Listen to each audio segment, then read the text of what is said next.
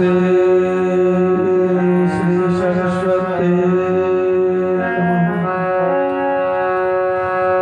स्वस्ति श्री सद्गुरुचरणकमलभ्यो नमः। ब्रह्मानन्दं परमसुखदं केवलं ज्ञानमूर्तिं द्वन्द्वातीतं गगनसदृशं तत्त्वमस्याधिलक्ष्यम् एकं नित्यं विमलमचलं सर्वदेशाक्षिभूतं भावातीतं त्रिगुणरहितं सद्गुरुं तं नमामि। चैतन्यं शाश्वतं शान्तं व्योमातीतं निरञ्जनं नादबिन्दुकलातीतं तस्मै श्री गुरुवे नमः। ओम नमः शिवाय गुरुवे सच्चिदानन्दमूर्तये निष्प्रपञ्चाय शान्ताय निरालम्बाय नीलाम्बुजश्यामलकोमलाङ्गं सीतासमारोपितवामभार्य पाणौमासायकचारुचापं नमामि रामं रघुवंशनाथं। वसुदेवसुतं देवं कंसचाणूरमर्दनं देवकी परमानन्दं श्रीकृष्णं वन्दे जगद्गुरुं। कायेन वाचा मनसेन्द्रियैर्वा बुद्ध्यात्मना प्रकृतिस्वभावात् करोमि यत् सकलं परस्मै नारायणायेति समर्पयामि। नारायणायेति समर्पयामि। हर हर महादेव। परम परमात्मा कैलाशपति नागेश्वर महादेव के पाद पद्मों में बार बार वंदन अभिनंदन करते हुए उपस्थित श्रद्धालु शिक्षक प्रेमी भक्तजन, माताएं, नारायणपुर, चंडीपुर, इस्माइलपुर प्रखंड के समस्त धर्म प्रेमी सज्जन वृंद, मंच पर उपस्थित नावल बाबा एवं सभी कलाकार वृंद, हमारे भूतपूर्व मुखिया सुजीत जी, डुलू जी, डॉक्टर विनय कुमार जायसवाल जी, नरेश जी, राजेंद्र पासवान जी और साथी उमाकांत जी, जिनाली जी, सभी उपस्थित जितने धर्मों में श्रद्धालु प्रेमी भक्तजन है, माताएं, सबको बार बार वंदन अभिनंदन करते हुए आइए हम सब 2 मिनट परात्पर जगतपति कैलाशपति जगत गुरु महादेव के पाद पद्मों में नमन करते हुए वंदन करते हुए हम सब कल ज्योतिर्लिंग का वर्णन कर रहे थे। उसमें कल हम लोग सबसे पहले सोमनाथ ज्योतिर्लिंग, मल्लिकार्जुन ज्योतिर्लिंग, ओंकारेश्वर ज्योतिर्लिंग, केदारेश्वर ज्योतिर्लिंग और अंत में भीमाशंकर ज्योतिर्लिंग तक श्रवण किया था। आज हम लोग सप्तम ज्योतिर्लिंग विशेश्वर ज्योतिर्लिंग से हम लोग प्रारंभ करेंगे। आइए उससे पहले द्वादश ज्योतिर्लिंग का स्मरण करते हुए परम परमात्मा कैलाशपति का जो है चिंतन करते हुए, मनन करते हुए आइए हम सब सभा में प्रवेश करें। चित्रम बटुतरमुलमृत्या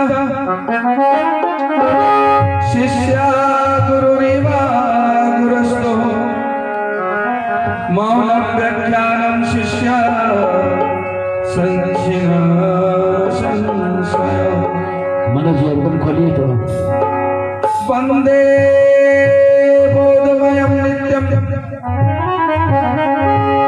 गुरु शंकररूपिणं यमाश्रितो हि भद्रोऽपि चंद्र सर्वत्र वन्दे। जय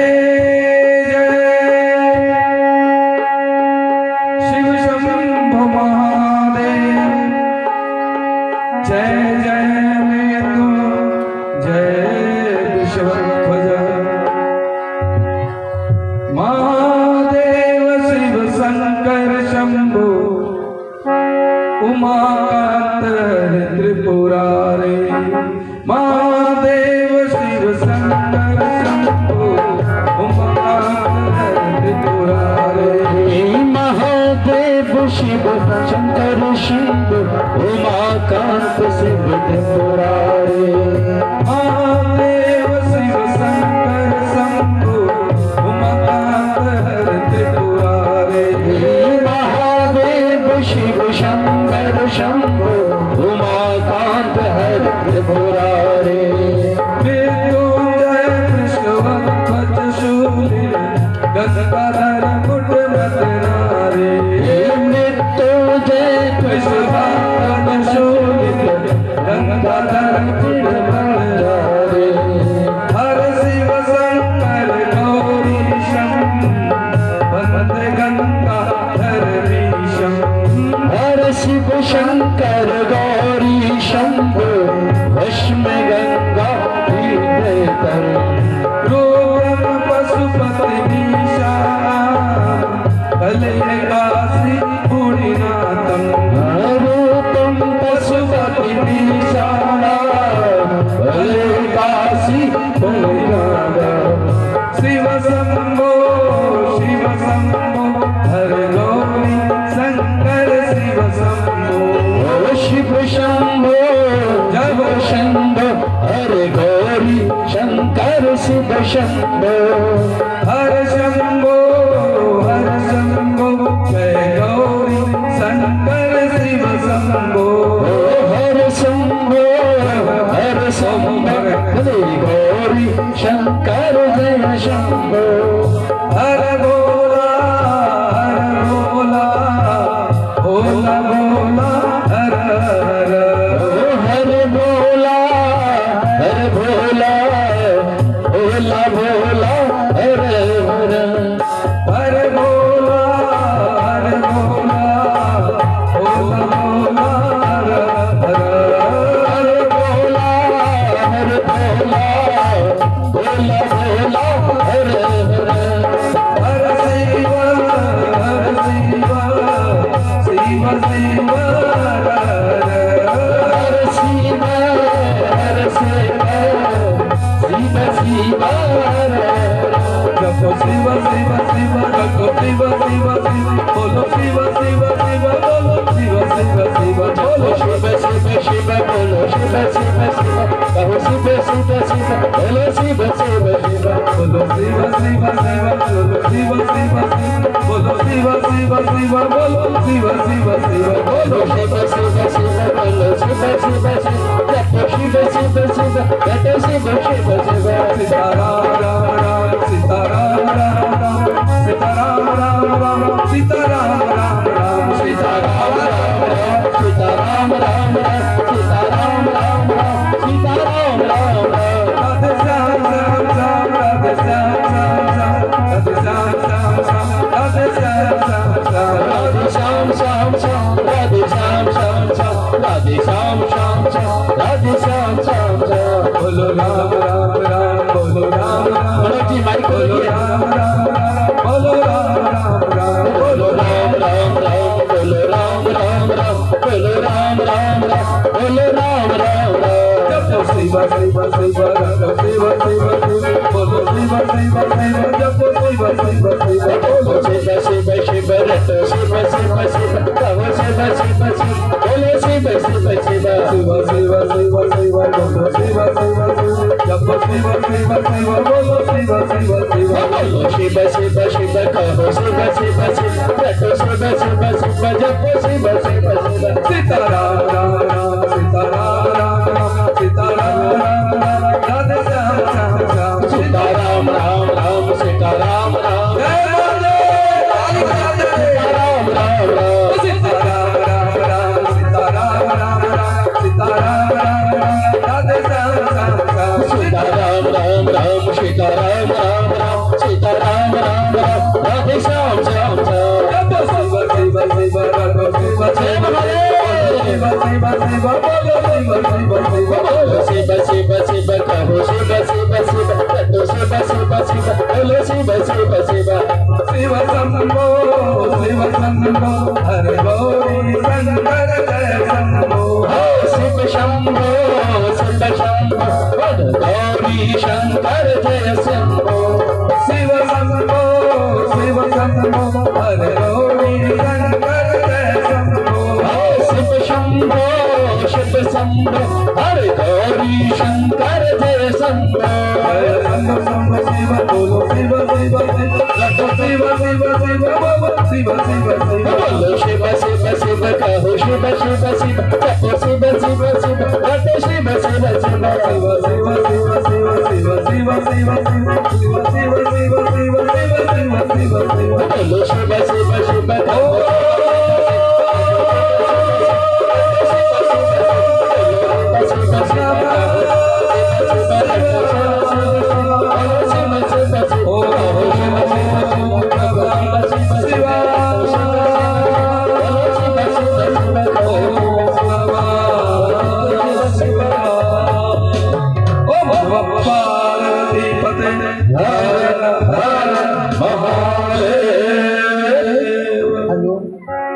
जय श्री राधे महादेव शतीत्या चमचते पंचकोश विश्वनाथ कर्म कर्षणे काशी विमुक्तये क्षेत्रे। सातवां ज्योतिर्लिंग विश्वेश्वर महादेव और विश्वेश्वर महादेव है कहाँ तो अविमुक्त क्षेत्र में।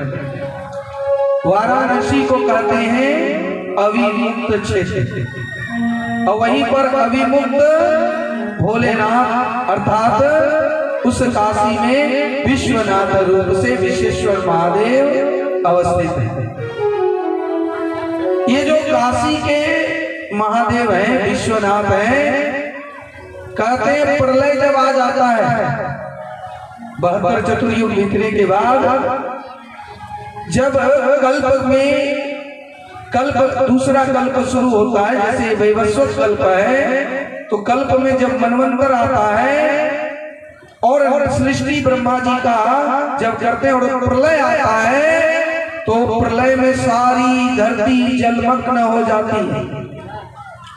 पर काशी का ही धरती है वाराणसी की धरती है जो जलमग्न नहीं होता क्योंकि उसको भगवान त्रिशूल पर धारण कर लेते हैं और जब तक प्रलय रहता है तब तक इस अविमित क्षेत्र को पंचकोशी क्षेत्र को काशी कितना चारों तरफ 5-5 कोश में फैला हुआ है ये पंचकोशी क्षेत्र को त्रिशूल पर धारण किए रहते हैं। और जब प्रलय समाप्त हो जाता है सृष्टि का कार्य धीरे धीरे आगे बढ़ता है तो फिर जाकर के त्रिशूल से उतार करके नीचे रख देते हैं। इसलिए कहते हैं कि काशी में मरण यदि काशी में शरीर छूट जाए तो कहते हैं वह जरूर मुक्ति को प्राप्त कर लेता है।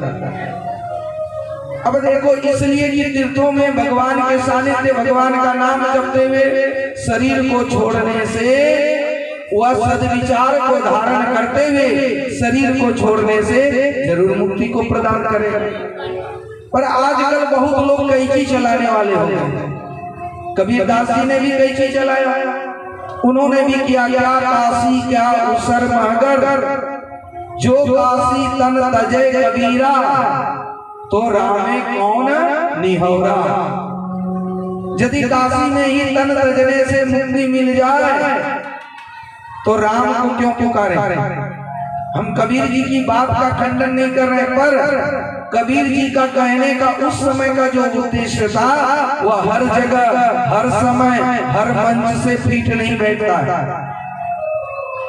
उस समय काशी कश्यप पुराण के अंतर्गत या रामायण के अंतर्गत और भी पुराणों के अंतर्गत लेंगे, तीर्थों में शरीर छोड़ने का मतलब है भगवान को स्मरण करते हुए शरीर त्याग करना।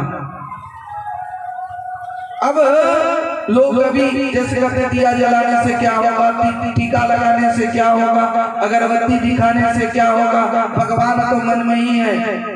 ये सब सिर्फ धोता चना बाजे घना से नहीं होगा, ये सब हमारे रीति हैं, रिवाज है। और जो अपनी परंपराओं का पालन नहीं करता है, जान के रखिए वो न इधर का रहेगा न उधर का, न वो घर का रहेगा न घाट का। जो अपनी परंपरा है, जो सनातन परंपरा है, उसको जरूर धारण करना चाहिए।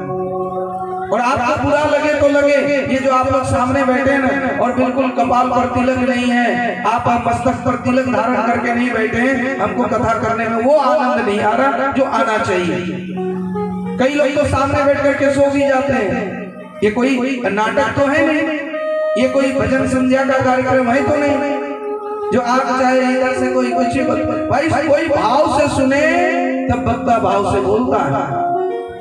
ऐसे ही कुछ बोल दिए, सुनने वाला भी कुछ सुन लिए, तो इससे नहीं होता। माताएं हमारे हिंदू सनातन धर्म में बिंदी लगाती है कि नहीं लगाती?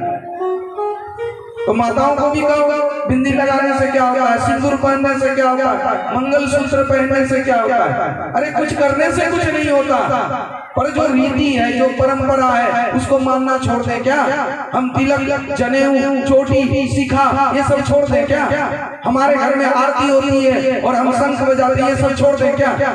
कुछ करने से कुछ नहीं होता, तो क्या ये सब छोड़ देंगे तो सब कुछ हो जाएगा क्या? तो ये देखो नास्तिकता में कब पतन होता है, जब बिल्कुल हम नास्तिकता को अपनाते बिल्कुल हम आस्तिकता को छोड़ करके आसक्त हो जाते हैं। देखो जलेबी जब बनती है तो उसको भी भक्ति रूपी चाशनी में डुबानी पड़ती है, तब जाकर के वो मीठा बनता है। जैसे आप कपड़ा धोते हो तो उसमें भक्ति रूपी आयरन चलाओ तो एक चमक आ जाती है।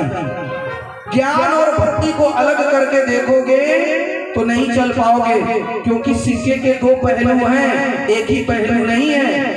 कर्म भी है, ध्यान भी है, भक्ति भी है, ज्ञान भी है, सभी का समन्वय होकर के कार्य करना चाहिए। सब्जी बनाने में नमक सस्ता हो तो सिर्फ नमक ही दे दो तो अच्छा बनेगा?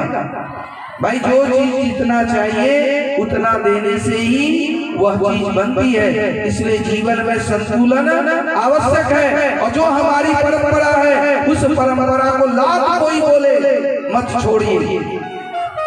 यदि अपनी परंपरा नीचा भी है, ओछा भी है, निकृष्ट भी है, फिर भी उसको मत छोड़िए, नहीं तो आपका पतन हो ही रहा है और शीघ्रता से हो जाएगा। 4-5 दिनों से हम तो उतना ध्यान ही नहीं देते कौन क्या बोलता, सुनते ही नहीं, क्योंकि वक्ता को श्रोता नहीं बनना चाहिए, और श्रोता बन जाएगा तो फिर वो वक्ता नहीं रह पाएगा। अपनी डपली अपनी रात जो बोले, पर समाज में अब जिसको माइक मिल जाए वो शास्त्र सम्मत हो न हो बोलना शुरू कर देते हैं, वेद सम्मत हो न हो बोलना शुरू कर देते हैं, गुरु सम्मत हो न हो पर बोलना शुरू कर देते हैं। तो हमारा सनातन परंपरा क्या ऐसे ही बेकार है क्या, व्यर्थ है क्या? इसलिए मैया आप लोगों से विशेष अनुरोध है, चाहे हमारी परंपरा कितना भी नीचा क्यों ना हो, कमजोर क्यों ना हो, उसको छोड़ना नहीं चाहिए। कल दिन कहेगा सिंदूर लगाने से क्या होता है, तो आप सिंदूर नहीं लगाएंगे क्या? ये मंगलसूत्र पहनने से क्या कोई पतिव्रता हो जाता है क्या? तो क्या मंगलसूत्र नहीं पहनेंगे क्या? ये सब है अपना प्रतीक, और फिर बाद में जो भक्ति है वो सो है, पतिव्रत धर्म पालन करना जो है सो है, वो तो बाद की बात है। कहने का तात्पर्य है, देखो पानी से अच्छा होता है दूध। अब मछली कहाँ रहती है? पानी में, जल में। अब मछली को निकाल करके दूध में रख दोगे तो रहेगा क्या? नहीं रहेगा। दूध तो अच्छा है भाई, पर मछली का धर्म है जल में रहना। वो जल में जितनी सहजता से रह सकती है वह दूध में कभी नहीं रह सकती। अब पृथ्वी से बड़ा है सूर्य, तो चलो हम सब सूर्य में ही जाकर के रह पाएंगे? अरे थोड़ा दूर ही जाएंगे, जल करके भस्म हो जाएंगे।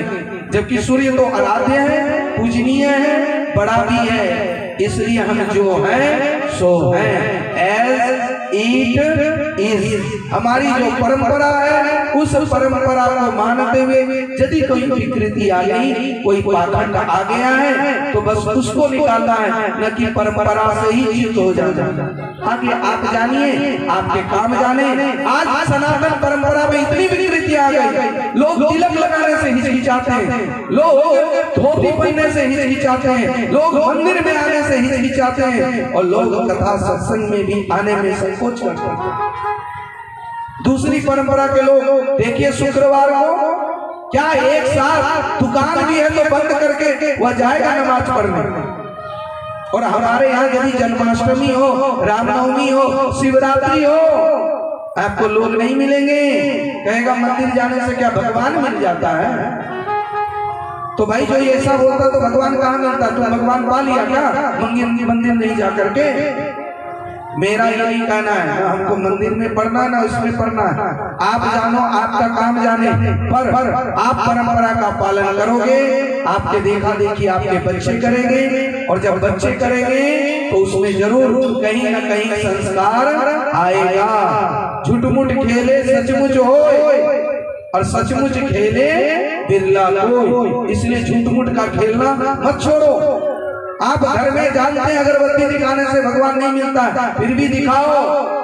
दिया जलाने से भगवान नहीं मिलता, फिर भी जलाओ। शंख फूकने से नहीं मिलता, फिर भी शंख फूको। इसको देख करके आपके बच्चे में एक संस्कार आएगा, उसके मन में एक विचार आएगा, तो भगवान है कहाँ?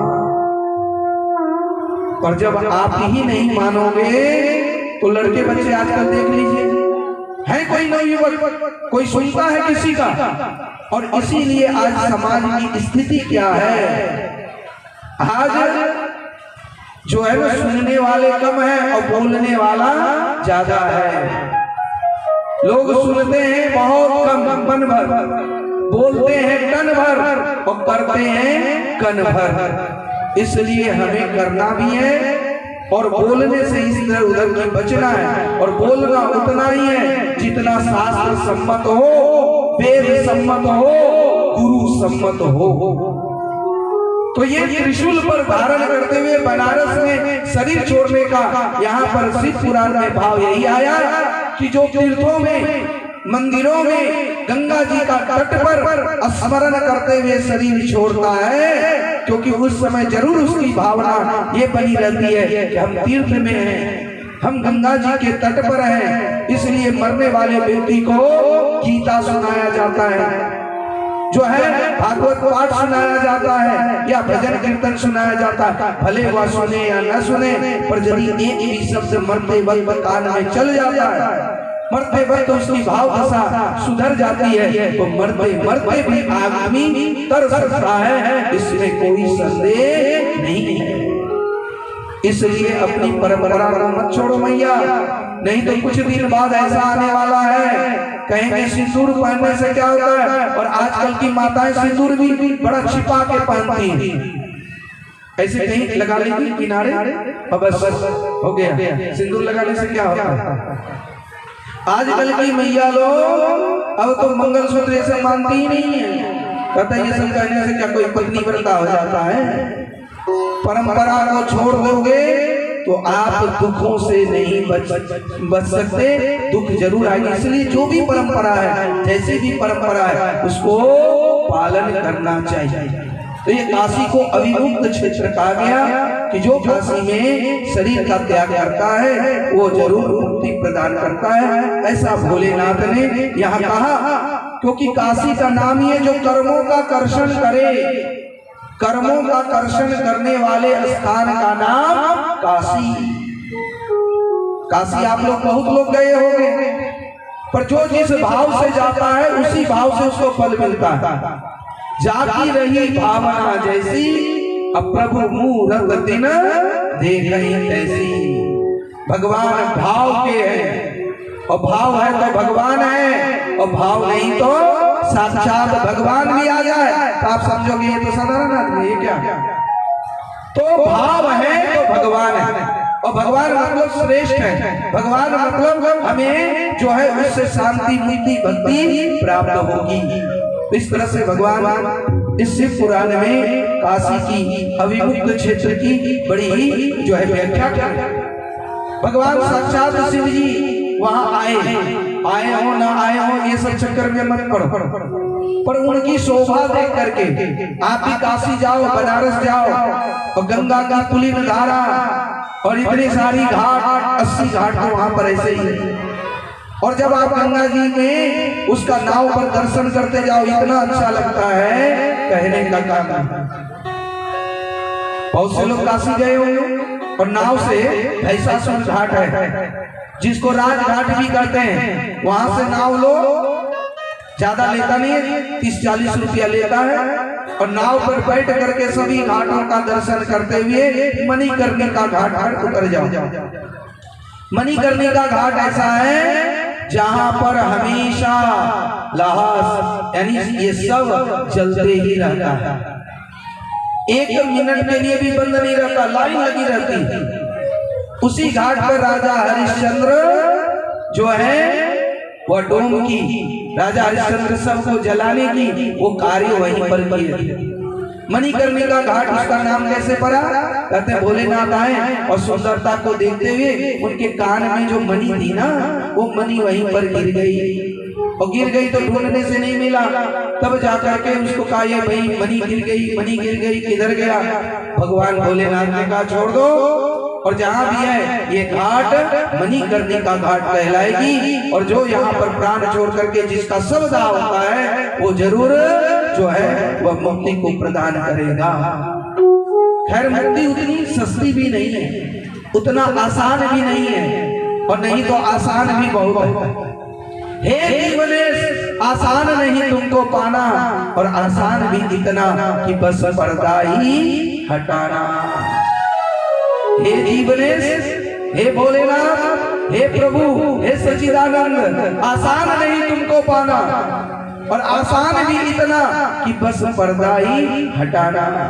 घूंघट के पट खोल रे तुझे पिया मिले, ये पट हटते ही परमात्मा का दर्शन होने लगता।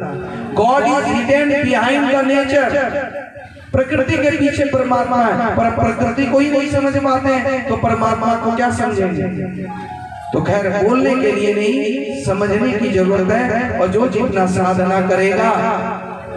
अभी कुछ देर पहले श्रवणार आप लोग भी जानते हैं, श्वास श्वास से जो भगवान की नाम जपेगा, चाहे जिस भी भगवान का नाम हो, यदि आप भगवान की नाम न भी जपते हो, यदि श्वास पर भी अपना ध्यान केंद्रित करते हो, तो आपको बहुत सी बातों की अनुभूति होनी शुरू हो जाती है। क्योंकि श्वास लेना जन्म, श्वास छोड़ना मृत्यु। बस आप थोड़ी देर 15 मिनट ही सही, छोड़ दो 15 मिनट, 5 मिनट ही सही अपने श्वास पर ध्यान केंद्रित कर लो, और आपको एक शांति का अनुभव ना हो। और ये प्रैक्टिस आप करते जाएंगे, और जब इसमें परफेक्टनेस आ जाएगी तो आपको चित्र विचित्र बहुत से दृश्य दिखाई पड़ेंगे, बहुत से शब्द सुनाई पड़ेंगे।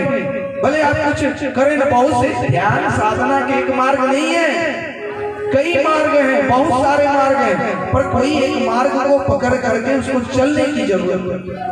ऐसा नहीं कि बस इसी कहते हैं ना कि ये मता बिनु गति नहीं, हम उसका नाम नहीं ले रहे, बस इशारे में समझ लो। कई लोग कहते हैं कि इस मत में आओगे तभी गति होगी, तभी मुक्ति मिलेगी, ये नाम लोगे तभी तुम्हारा उद्धार होगा। ऐसा कुछ नहीं है। जिसको जहां भाव आए, जहां श्रद्धा हो, जहाँ आपको इष्ट पर जो है सहज वृत्ति आ जाए, जहाँ सहज हो सुलभ हो, बस वैसा ध्यान आप पक्के रूप से करो।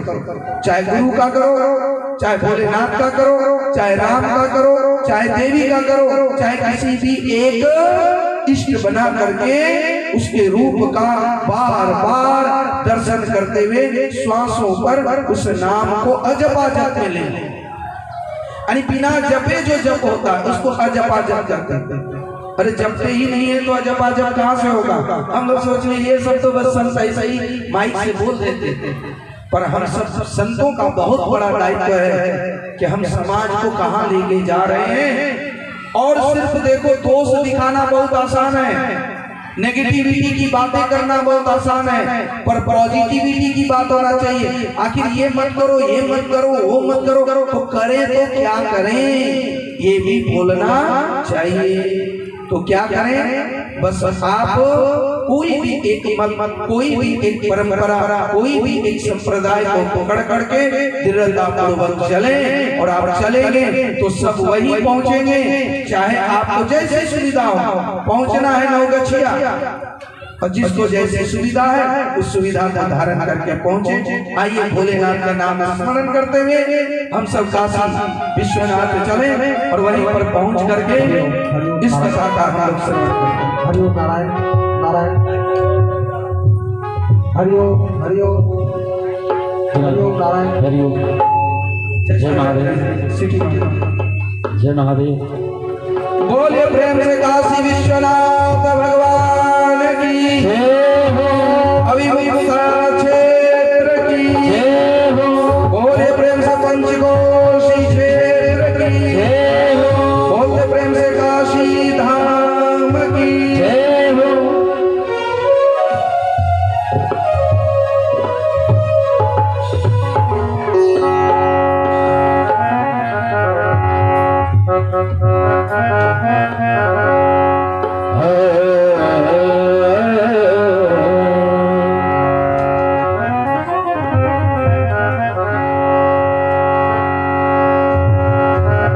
तेरे गुण गाए जग बोले सारा, बोले तू सृजनहारा। भाल तिलक कानों में कुंडल, सिर बह गंगा की धारा। इको दो भैया जरा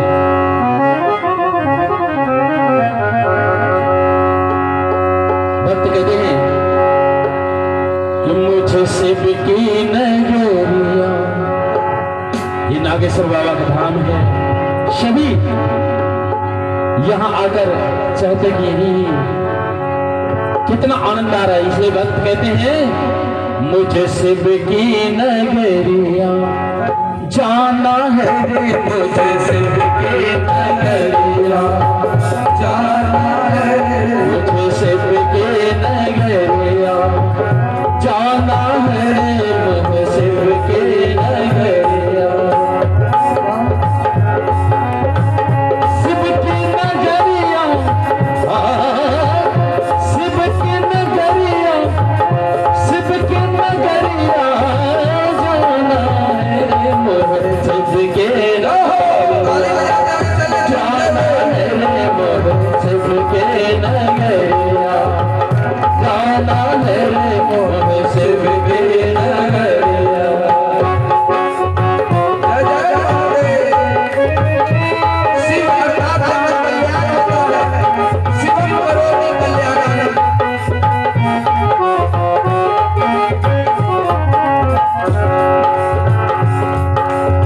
रोके हमें चाहे पाओ के छाले, रोके हमें चाहे पाँव के छाले, रोके हमें चाहे पाओ के छाले, रोके हमें चाहे पाँव के छाले। तो भक्ति वही कठिन है जो भक्ति की राहों में लाख मुश्किलों में भी चलते रहते हैं। इसलिए कहते हैं रोके हमें चाहे पाँव के छाले, रोके हमें चाहे पाँव के छाले, फिर भी बहुत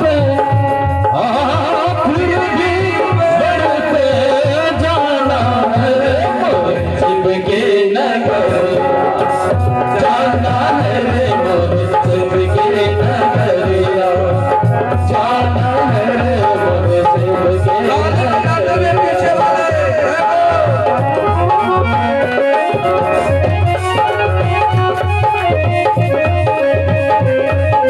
और मैं खोल दे भैया मनोज जी।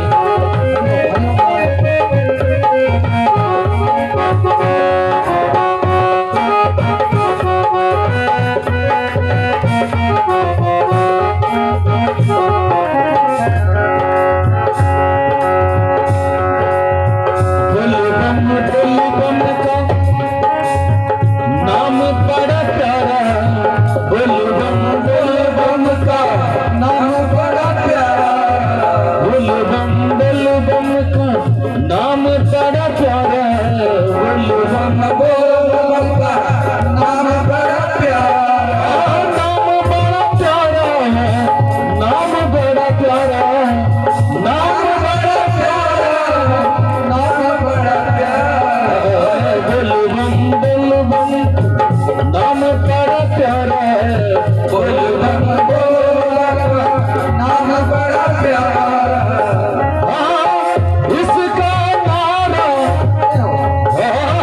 इसका नारा लगाना है रे मोह शिव के नगरिया, जाना है रे मोह शिव के नगरिया, जाना है रे मोह शिव के नगरिया।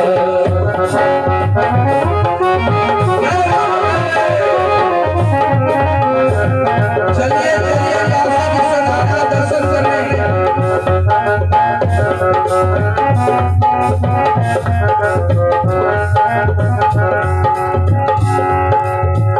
नागेश्वर बाबा की महिमा निराली, नागेश्वर बाबा की महिमा निराली, नागेश्वर बाबा की महिमा निराली, नागेश्वर बाबा की महिमा निराली, सा सा सा सा रे ग म प नि प नि सा प नि सा प नि सा रे ग म प नि रे ग नि प नि सा प नि प नि म म नि रे ग रा रे ग।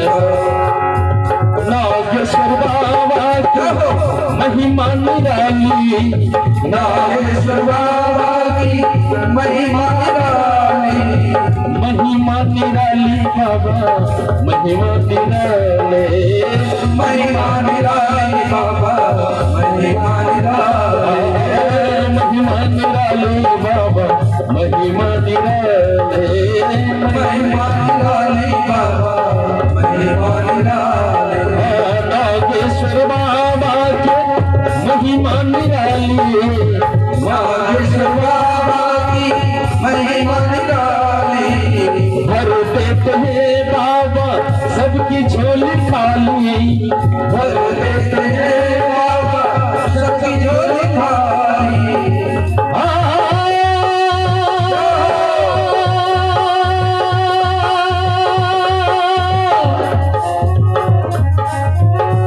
इनके दर में ही झोली, इनके दर में ही झोली है, लाना है रे मोह शिव के नगरिया, जाना है रे मोह शिव के नगरिया।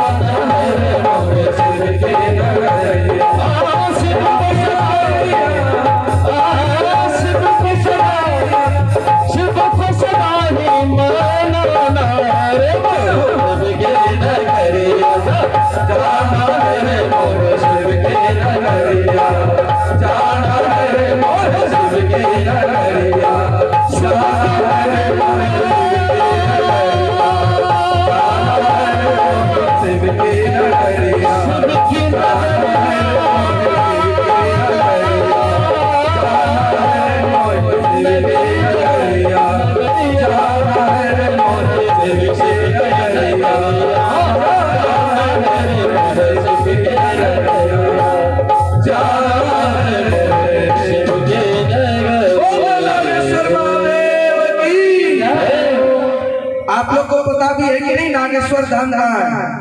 ये अपना जो शिव मंदिर है नारायणपुर चट्टी स्थान का, इसी मंदिर का नाम है नागेश्वर महादेव। हमने कहा था थोड़ा बैनर में लिख देना, तो अभी पूरा पूर्ण नहीं हुआ है। और इसकी स्थापना में हमारा तो 2 नंबर का हाथ है। 1 नंबर में हमारे परम पूज्य स्वर्गीय सीताराम बाबा सीताराम मिश्रा, जो कि शरीर छोड़ दिए और बड़े भक्त थे। अब परम मित्र, परम हितैषी, परम पूज्य कहिए, उनके साथ हमारी तो एकदम दूध और पानी का रिश्ता था।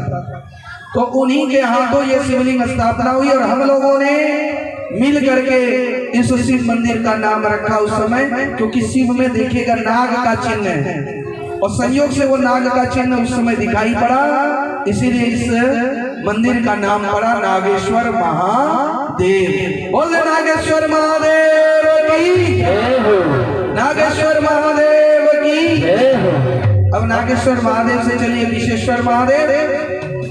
वहां पर भगवान रुद्र रूप से हमेशा विराजित रहते हैं और भगवान कहे कि इस क्षेत्र में हम न रहें तो कहाँ रहेंगे, और ये पंचकोशी का क्षेत्र हमारा प्यारा है और इसीलिए वहां पर विश्व का जहाँ से भरण पोषण होता है, ऐसे विश्वेश्वर ज्योतिर्लिंग रूप से 14 भुवनों को धारण करके सभी देवी देवताओं के साथ काशी में पापों का कर्षण करने के लिए वहां पर विराजित है। बोल प्रेम से काशी विश्वनाथ की जय हो, काशी विश्वनाथ की जय हो। मार्कंडेय पुराण में काशी विश्वनाथ का बहुत विस्तार से वर्णन है, पर शिव पुराण में विशेष वर्णन नहीं है। बस इतना ही है कि अविमुक्त क्षेत्र है, यहाँ पर आने से पापों का कर्षण होता है, क्षय होता है और जो शरीर छोड़ता है उसको मुक्ति अवश्य प्राप्त होती है। इसी के साथ काशी विश्वनाथ से अब हम लोग आगे त्र्यंबकेश्वर चले, यात्रा प्रारंभ करें। बनारस से होते हुए प्रयागराज होते हुए कहाँ पहुंचना है, तो बस महाराष्ट्र के निकट नासिक होते हुए पहुंच जाते हैं त्र्यंबकेश्वर। त्र्यंबकेश्वर किनको कहते हैं, तो जो तीनों जो है इस लोगों के स्वामी हैं, जो तीनों गुणों के धारण करने वाले हैं, जो 3 नेत्रों को धारण करने वाले हैं, उन्हीं का नाम है त्र्यंबकेश्वर। ऐसे त्र्यंबकेश्वर महादेव कहाँ अवस्थित है, तो नासिक में। आप जब नासिक से थोड़ी सी आगे जाएंगे, वहां पर एक विशाल हृद है, कुंड है, और वहां जाने पर उस कुंड में अवश्य स्नान करना चाहिए। जब नासिक में कुंभ लगता है तो लोग त्र्यंबकेश्वर महादेव का जरूर दर्शन करते हैं। और चलना हो तो उन्होंने कहा बनाना है, बनाएंगे, फिर कभी आएंगे तो ऐसा बस बनारस होते हुए त्र्यंबकेश्वर और सोमनाथ और फिर आ जाओ वापस घर।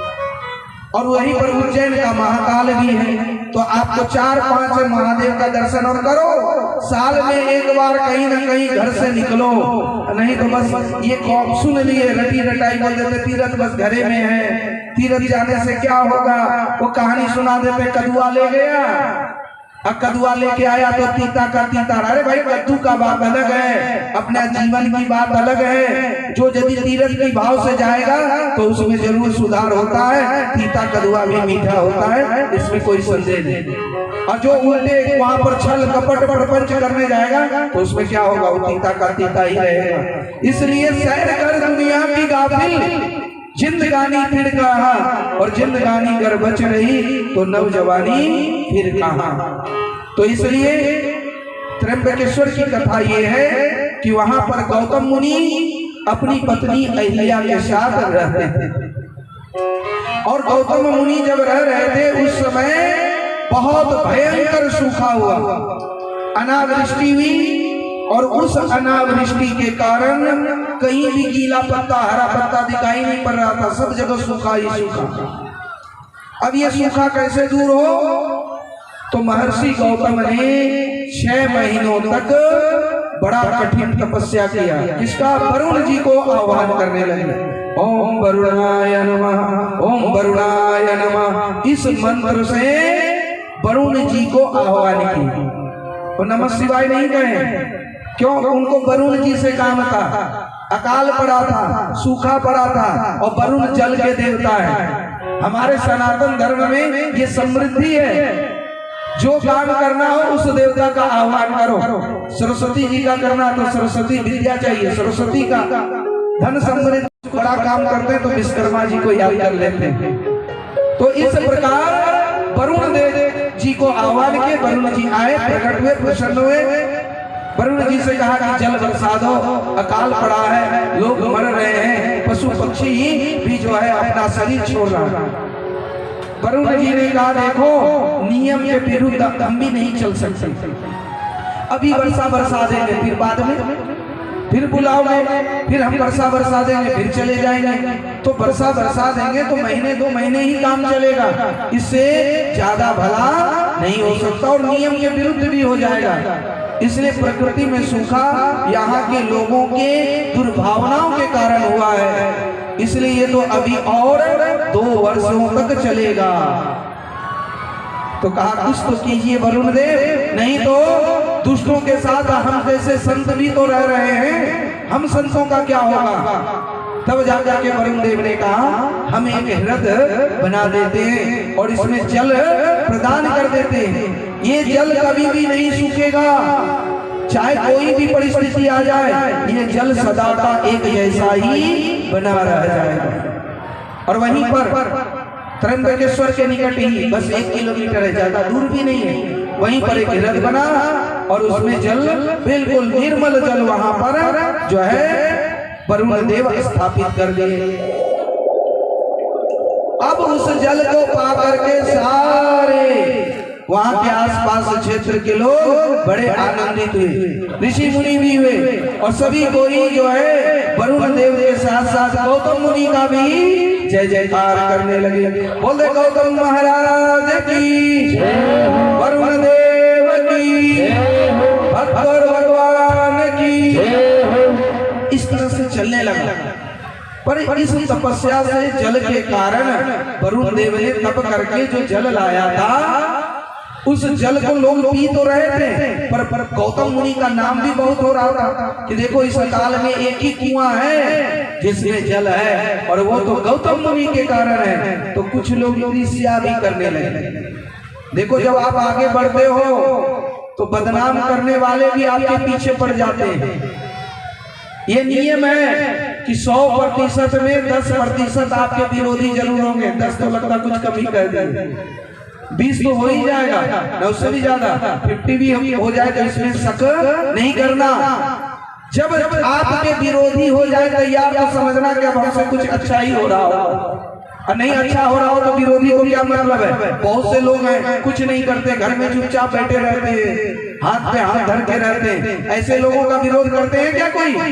पर जब आप कुछ अच्छा करने जाओ तो विरोध शुरू हो जाता है। अरे आप भक्ति भजन ही करना शुरू कर दो तो घर वाले ही सबसे पहले आपका विरोध करना शुरू कर देंगे। मीराबाई, चनाबाई, तुकाराम, एकनाथ, नरसिंह मेहता, चैतन्य महाप्रभु, इन लोगों का जो है दुश्मन बाहर के नहीं थे, पहले घर वाले ही विरोध करने लगे। नरसिंह मेहता के भाभी कहने लगे काम के न काज के दुश्मन अनाज के। वही भोलेनाथ के मंदिर पे जाते हो और वहीं पर भजन करते रहते हो तो जाओ वही खाने देंगे। और वो आ गए और भोलेनाथ के मंदिर पे आ करके वहीं रहने लगे, और जब रहने लगे तो उनको भोजन पानी की भी कमी नहीं रही। हमने कहा था एक दिन ये नागेश्वर महादेव आप यदि भाव भक्ति से यजन पूजन करें तो ये भी एक धाम बनेगा, इसमें कोई संदेह नहीं। पर वैसा कोई तपस्या करे तब तो, अरे ज्यादा नहीं 2 दिन आप पड़े रहो मंदिर में, भोजन की भी कमी नहीं होगी और भोजन के साथ साथ वस्त्र की भी कमी नहीं होगी। हमने ऐसा आजमाया हुआ, 2 नहीं 3 दिन से ज्यादा कहीं भूखे रहना ही नहीं पड़ा, और वो भी जबरदस्ती रहे। एक महात्मा जी के कहने के कारण महात्मा ने कहा था बेटा भूख है तो भोजन है। हमने कहा पेट के लिए कुछ तो कमाना पड़ेगा, कुछ तो धंधा करना पड़ेगा, चाहे चंदा का ही सही। तो कहा बेटा भूख है तो भोजन है, प्रारब्ध पहले रचा पीछे रचा शरीर, और तुलसी चिंता क्यों करे भजले श्री रघुवीर। हमने कहा महात्मा जी ऐसे ही कर, महाराज जी ऐसे ही कर। पर हमने अजमाया कि भूखे बस एक दिन रहना पड़ा, मुश्किल से 2 दिन, पर 2 दिन से ज्यादा, जहां पर कहीं अन्न जल की सुविधा नहीं। नैनीताल से मानसरोवर की यात्रा पर जा रहे थे, अभी ना इतना अच्छा पहनते हैं, प्लास्टिक की सीमेंट की बोरा लेकर के बिना सिला हुआ पहन के जा रहे थे, और ऊंचाई पर चढ़ते चढ़ते मुंह सूख गया, न पानी न अन्न, और कोई आदमी लेकर के आया और इतना अच्छा भोजन आज भी याद है। वहां पर कोई बौद्ध मंदिर था, नजर पड़ी होगी, और उस दिन संयोग से बुद्ध पूर्णिमा था, तो भोजन आ गया, और उसी दिन विश्वास हो गया कि भूख है तो भोजन आपको पहाड़ में, जल में, और जहां भी है वो मिल ही जाती है, और भूख से कोई मर नहीं सकता। भगवान पहले ये सब व्यवस्था कर दिए, बच्चे के जन्म के पहले बच्चे का भोजन, और कैसे भोजन करेगा उसकी सारी व्यवस्था हम सब जानते हैं। तो इसी तरह से गौतम ऋषि के विरोधी भी तैयार होने लगे। ऋषि और जो थे उनकी पत्नियां कहने लगे, अरे इसका तो बहुत नाम हो रहा है, अहिल्या का तो बहुत नाम हो रहा है, अच्छा इसको कुछ ऐसा करो कि ये बदनाम हो जाए, तभी हम लोगों का नाम होगा, इसके रहते हम सबका नाम नहीं हो सकता। सबने कहा क्या करें? सभी जितनी इस ऋषि जो है पत्नियां थी, उन्होंने विचार किया कि गणेश जी को आह्वान करें, और गणेश जी से ही कुछ बुद्धि लेते हैं, उन्हीं से प्रार्थना करते हैं, तो गणेश जी कुछ न कुछ युक्ति निकालेंगे। सभी लोग गणेश जी का आह्वान करने लगे। कौन? अहिल्या को बदनाम करने के लिए, गौतम ऋषि को बदनाम करने के लिए, और सब जितने लोग थे गणेश जी का आह्वान करने लगे। चलिए हम लोग भी थोड़ा गणेश जी को आह्वान कर लें कि कोई विघ्न बाधा न आए। बोल दे प्रेम से गणेश भगवान की जय जय जय। और जैसे प्रकट हुए सबने प्रणाम किया, स्तुति की, कहा किस लिए बुलाए हो? तो कहा बुलाए इसलिए हैं कि ये किसी तरह से ये जो अहिल्या है, गौतम है, इसकी बदनामी हो, और ये अपमानित होकर के इस नगर से, इस गांव से, ये क्षेत्र से चला जाए। तब जाकर के गणेश जी ने समझाया, देखो ऐसा करना उचित नहीं है, अपराधम बिना तस्मै कुर्यात शनिग्रह अपस्कृत्यम पुरास्तो तेक्ष्य दुःखम छिदम नाहि। कहते जो बिना अपराध का किसी को कष्ट दे, दुख दे, ऐसे दुख देने वाले को दुख अवश्य मिलता है, उससे बच नहीं सकता। इसलिए देवियों अस्कृतम पुरा चेष्टु यदा ही दयते दुखम तदा नवस्ति मित्यम। इस तरह का कार्य किसी सज्जन के लिए नहीं करना चाहिए। लाख समझाया फिर भी कहा, गणेश जी आपको मेरा कार्य करना है तो कीजिए, हम आपको उपदेश सुनने के लिए नहीं बुलाए हैं। और सभी लोग गणेश जी को बहुत मानते थे, वो लोग भी। तो गणेश जी ने कहा क्या करना होगा? कहा बस आप गौ का रूप लीजिए, और बस गौ का रूप लेकर के आप उनके खेत में जाइए, और बस आप मरने का थोड़ा सा नाटक कर लेना, और फिर हम लोग गौ हत्या के नाम से इसको भगा देंगे। कहा जैसा करवा लो, पर ये तुम लोग उचित नहीं कर रहे हो, इसका दंड तुम लोगों को भी भोगना पड़ेगा। इधर गणेश जी ने एक गाय का निर्माण किया, बड़ी सुखी सी दुबली पतली वो गाय, क्योंकि कुआं का जल था, उस जल से बड़ी सुंदर खेती होती थी, और उस खेती में गेहूं लगा हुआ था, और एक चैत का महीना, और चैता कटी रहा था, पका हुआ फसल। बस वो गाय आ गई खाने, जैसे खाने आया तो उसी कुछ लेकर के क्या किए, गौतम ऋषि ने बस ऐसे हटाया, हट हट हट हट हट हट, इस तरह से बस 3 बारी हट किए थे। हल्का से कूस को जो वो अन्न का डंठल था उससे हल्का छुआया, उसी में वो गाय गिर पड़ी। जब गिर पड़ी तो आसपास में सभी ऋषि पत्नियां छूट करके देख ही रही थी, और जैसे सब निकल करके आ गई, अरे अरे अरे देखो क्या हो गया, क्या हो गया, अरे गाय मर गई, अरे गौतम ऋषि ने कैसे मारा, मारने के कारण गौ माता की हत्या हो गई। सब कहने लगा अरे ये तो दुष्ट है, ये तो हत्यारा है, ये तो गौ घात किया है, अरे इसका तो देखना भी अब पाप है। अरे जो गौ हत्यारे को देख ले तो उसे तो वस्त्र सहित स्नान करना पड़ता है। अरे इसे कोई भगाओ यहाँ से, अरे इसको निकालो इस क्षेत्र से। इस तरह से बड़ा विलाप करने लगा। गौतम ऋषि वहां से किसी तरह से बच करके अपने घर आए, अहिल्या को सारी बात बताई। गौतमी ने जब ये सारी बात सुनी तो कहा अब क्या होगा, कहा तो गांव वाले जरूर भगाएंगे, भगाने से पहले ही अपना बोरिया बिस्तर समेट लो, क्योंकि वो हम लोगों को अब जीने नहीं देंगे, क्योंकि गौ हत्या के पाप के कारण इस क्षेत्र से निकालेंगे। माता गौतमी को लेकर के गौतम ऋषि वो अपनी कुटिया छोड़ करके चल वहां से मात्र 10 कोस की दूरी पर वह गए और उस क्षेत्र को जाकर के छोड़ करके वह भोलेनाथ का स्मरण करने लगे। के भोलेनाथ, आप ही कर्म दंड के फल के विधाता हो और हमसे यदि गौ हत्या हुई है तो इस हत्या के पाप से मुक्त करने वाले आप ही हो। वहां पर ये से आराधना कर ही रहे थे कि गांव वाले वहां भी पहुंच गए। कहा देखो इतने नजदीक में रहने से काम नहीं चलेगा, तुमको इस क्षेत्र से जो है 10 योजन की दूरी पर जा करके रहना पड़ेगा। इतना ही नहीं, पूरे तीर्थों का परिभ्रमण करने के बाद तब जा करके कहीं तुम्हारी शुद्धि होगी और उस पर तब जा करके कहीं हम लोग विचार करेंगे, तभी यहाँ रह सकते हो, नहीं तो नहीं। अब क्या करें, वहां से भी निकले और हिमालय क्षेत्र की तलहटी में आकर के भोलेनाथ भूत भावन की आराधना करने लगे पंचाक्षर मंत्र से, ओम नमः शिवाय के मंत्र से। आइए आइए सभी थोड़ी देर भगवान के पावन मंत्र का जाप कर लें। ओम नमः शिवाय, हरि ओम नमः शिवाय, ओम नमः शिवाय, हरि ओम नमः शिवाय, हरि ओम नमः शिवाय, हरि ओम नमः शिवाय, हरि ओम नमः शिवाय, हरि ओम नमः शिवाय, ओम नमः शिवाय, ओम नमः शिवाय, ओम नमः शिवाय, ओम नमः शिवाय, ओम नमः शिवाय, ओम नमः शिवाय, ओम नमः शिवाय,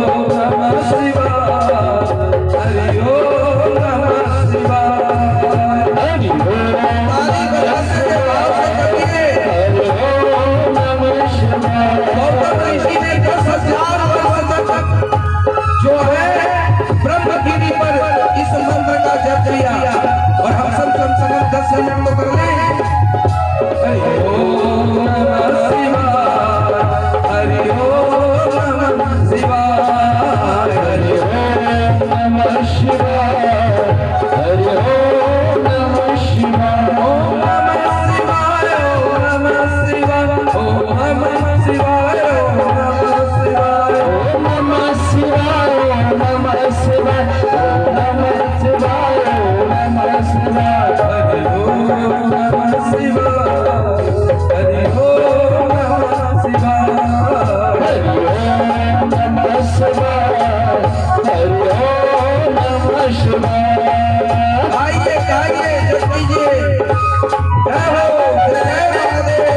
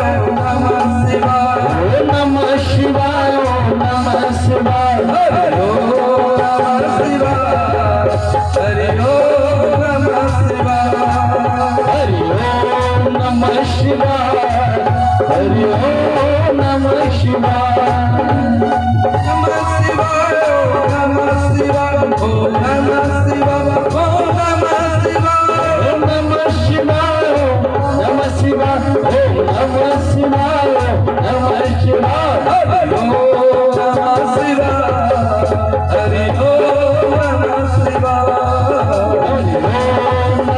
शिवाय, हरि ओम नमः शिवाय।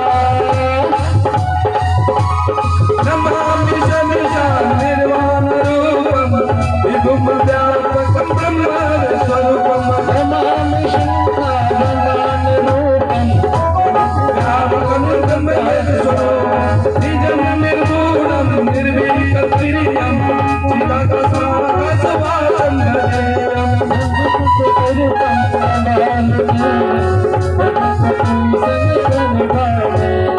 ओम नमः शिवाय, हरि ओम नमः शिवाय, हरि ओम नमः शिवाय, हरि ओम नमः शिवाय।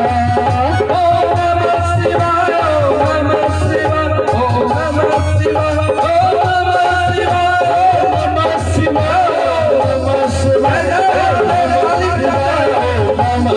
शिवाय, नमः शिवाय, नमः शिवाय। हरि ओम शिवाय, हरि ओम नमः शिवाय, हरि ओम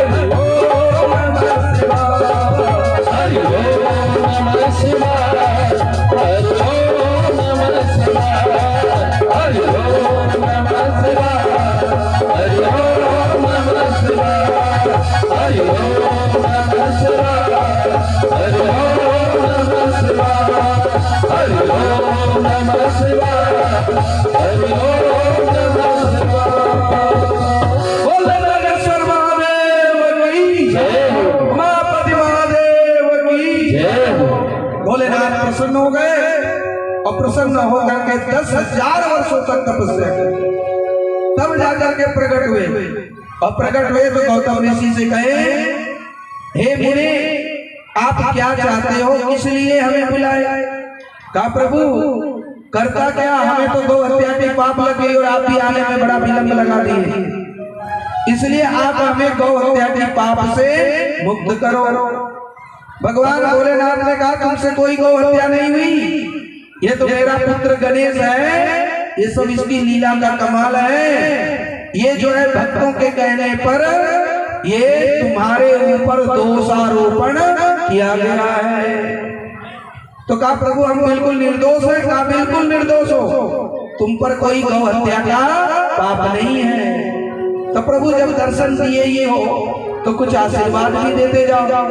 कहा देखो अब तुम जिस क्षेत्र में आए हो गौ हत्या का पाप का दोषारोपण लगा है, उस क्षेत्र में तुम जाओ और वहां पर गंगा सदा विराजित रहेगी और वहीं से गंगा प्रकट होंगी, इसलिए तुम वहां पर चले जाओ और जा करके गंगे के साथ तुम रमन करो और तुम्हारे नाम से ही वह क्षेत्र प्रसिद्ध हो जाएगा।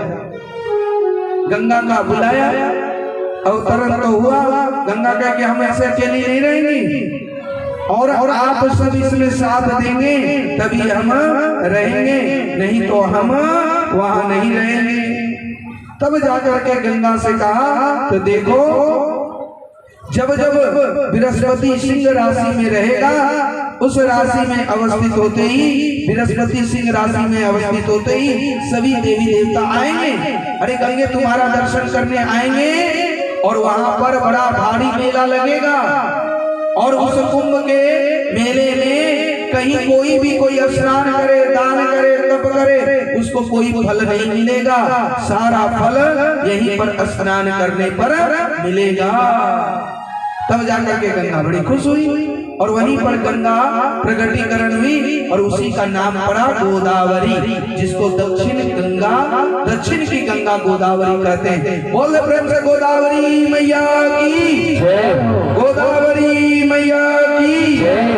इस प्रकार उस ब्रह्मगिरी से प्रकट होते हुए वह दक्षिण भारत में बहती हुई अरब सागर में जाकर के पुनः मिल जाती है। तो ऐसे दक्षिण की गंगा गोदावरी का बड़ा महत्व है और गंगा जी वहां अवस्थित रहती है। और हर जो है 11 वर्ष के बाद यानी 12वें वर्ष में जब बृहस्पति सिंह राशि में अवस्थित होती हैं, तो वहां पर सभी देवी देवता आते हैं और कहते हैं जो उस गंगा क्षेत्र में जाकर के स्नान करता है, डुबकी लगाता है, उसके पापों का कर्षण होता है, उनके अंतःकरण की शुद्धता का मार्ग प्रशस्त होता है और उसमें भक्ति भाव यह अवतरण होता है। और इस प्रकार से यदि कोई उस समय उस तीर्थ में यदि शरीर भी छूट जाता है तो वह मुक्ति को प्रदान करता है। इस प्रकार भोलेनाथ आशीर्वाद देते हुए और अपने ज्योति रूप से 3 भागों में विभक्त होकर के ब्रह्मा विष्णु और महेश्वर 3 भागों में वहां विभक्त हो गए और त्र्यंबकेश्वर रूप से वहां विराजित हुए। बोल प्रेम से त्र्यंबकेश्वर महादेव की जय हो,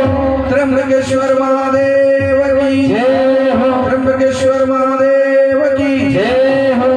और आगे चल करके महादेव जो है वह वैद्यनाथेश्वर कहलाते हैं। बाबा वैद्यनाथ कैसे बने हम सब इस कथा को जानते हैं, क्योंकि हम लोग वैद्यनाथ के निकट रहने वाले हैं।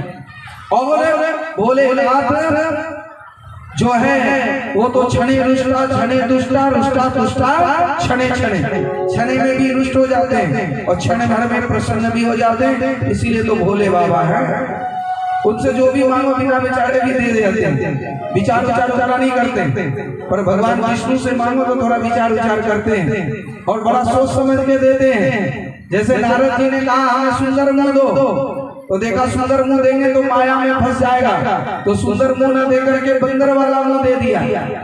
अब भोलेनाथ से मांगा होता तो जरूर सुंदर मुंह दे दिए होते, जाओ जाओ जानो और तुम्हारा काम जाने। इसीलिए तो भोलेनाथ से कहते दया करो और भगवान विष्णु से कहते हैं कृपा करो। दया अलग है, कृपा अलग है। दया किसको कहते हैं? जैसे बेटा जिद करे, उसको बुखार है या उसको दांत में दर्द है, वो मीठा मांग रहा है, तो आप जानते हैं कि मीठा खाएगा तो दांत में दर्द ज्यादा हो जाएगा, पर रो रहा है, चीख रहा है, चिल्ला रहा है, तो आप थोड़ा सा मीठा दे देते, ले खा ले, थोड़ा सा खा, पर अब मत मांग। ये क्या हो गया? दया।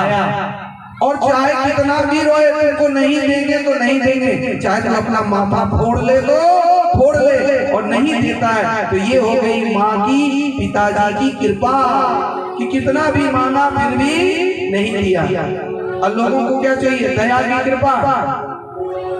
बच्चों को भी क्या चाहिए? दया की कृपा, दया चाहिए। क्योंकि बच्चे मानते नहीं, भले शरीर बिगड़ जाए, भले बुखार और बढ़ जाए, पर हम पर दया करो, हम तो मीठा खाएंगे ही। तो भगवान कभी कभी दया कर देते, जाओ भले तुम्हारा बुखार बढ़ जाए, तुम्हारा दर्द बढ़ जाए, तो तुम पर दया कर देते। पर एक बात गांठ बांध लो, दया करने से जो मिलता है वो क्षणिक होता है, वो सदा नहीं रहता। दया करके यदि संसारिक वस्तुएं मिल गई तो जब ये शरीर ही संसार में नहीं रहेगा तो वो वस्तु कब तक रह सकती। इसलिए भोलेनाथ से दया के साथ साथ कृपा भी मांग लेगा कि भोलेनाथ हम तो नादान हैं, हम तो आपके बच्चे हैं और हमें वो ज्ञान नहीं कि क्या मांगना चाहिए क्या नहीं मांगना चाहिए, पर हे भोलेनाथ भले हम दया मांगे पर हम पर दया। ये कोई बोले नहीं बोलो क्योंकि आदत लग गई है। हम पर दया मत करना, हम पर कृपा करना, क्योंकि कृपा करोगे तो इसमें हमारा हित होगा और दया करोगे तो हमारा अहित भी हो सकता है। इसलिए हमसे दया में कृपा मांगना, आगे आपकी मर्जी, जो मांगना है सो मांग लो। जग में जो कुछ भी पाओगे सब यही छोड़ कर जाओगे, ऐ पथिक बहुत पछताओगे यदि पुण्यों से जीवन भर न सके। इसलिए संसार की वस्तुएं क्या मांगना, क्यों ना भोलेनाथ को ही मांग लेना है। हे प्रभु आप अपने लोक में हमें ले लो, आप अपने चरण शरण ग्रहण हमें करवा दो, और फिर हे गुरु जी बस आप और मैं जानत तुम ही हो जाई, अजय जानत सोई देहि जनाई। इस प्रकार से गुरु और शिष्य का दोनों का अंतर मिल जाता है, द्वैत की स्थिति अद्वैत में बदल जाती है। पर दया मांगिए, दया के साथ साथ कृपा मांगिए, और भगवान से नहीं भगवान को ही मांग लीजिए। इसलिए कहते हैं संत महापुरुष यदि संसार से मांगने से अच्छा है कि भगवान से मांग लो। संसार से मांगने से, किसी व्यक्ति से मांगने से अच्छा है कि भगवान से मांग लो। इसलिए किसी संत ने कहा है, मांग बंदे मांग तू भगवान से,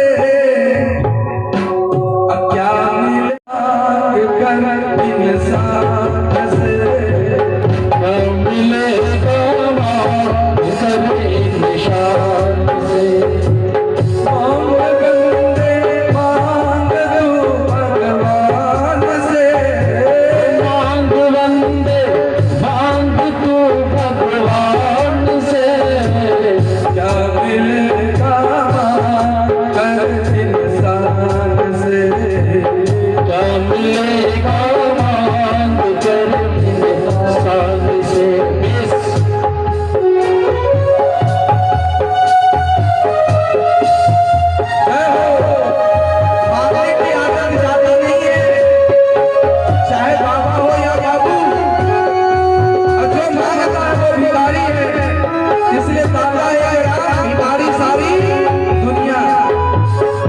जय हो।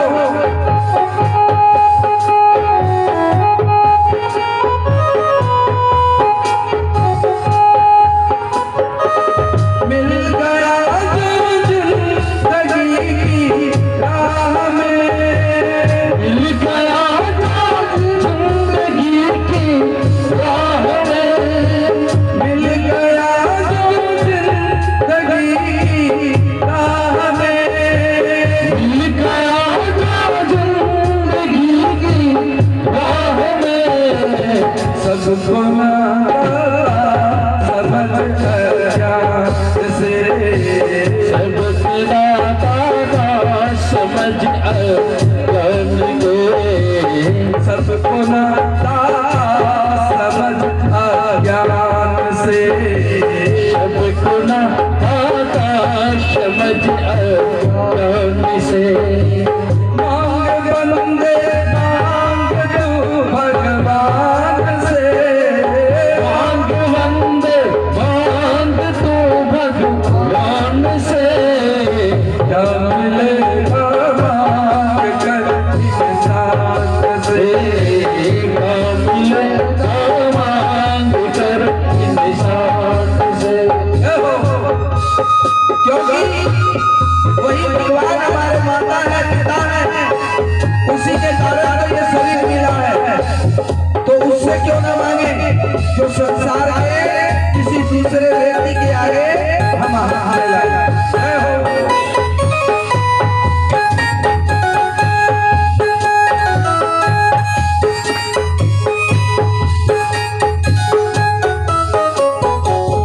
है वही सारे जमाने का पिता, है वही जाने वाले पिता, है वही सारे जमाने का पिता, है कोई जाने जमाने पिता।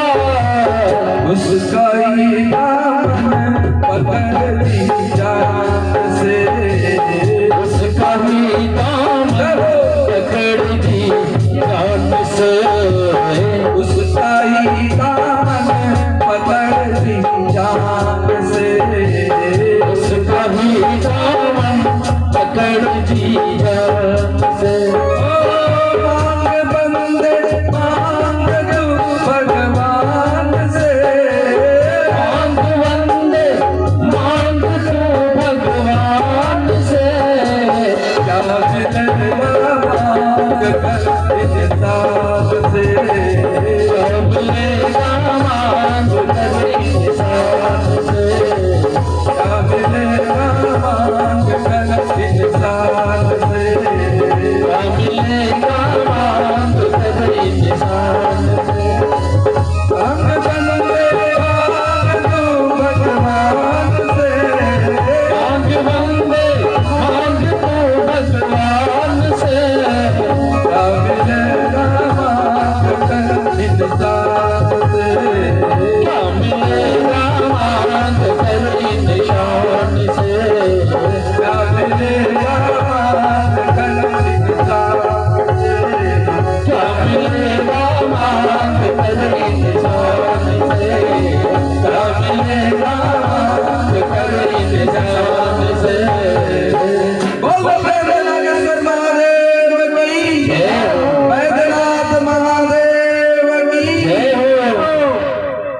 बैद्यनाथ महादेव जो अवस्थित हुए उसके पीछे रावण की बड़ी कृपा है। रावण जब भगवान भूत भावन महादेव के पास कैलाश पहुंचे तो कैलाश पहुंचते ही महादेव की बड़ी कठोर तपस्या की। वैसा तो आजकल कोई पुजारी नहीं होगा। लोग रावण को एक गलती के कारण उसके सारे गुण बेकार चले गए, बस एक गलती के कारण। Character is lost, everything is lost. पर रावण उतना भी बुरा नहीं था, बस एक गलती ने उसके सारे सद्गुणों को ढक दिया। रावण जैसा कोई पुजारी नहीं अरे यहाँ तक कि रामेश्वर की पूजा जब राम सेतु बांध करके जा रहे थे ना, तो पूजा करने के लिए किसको बुलाए? जिसको मारेंगे रावण को, उसी को बुलाया।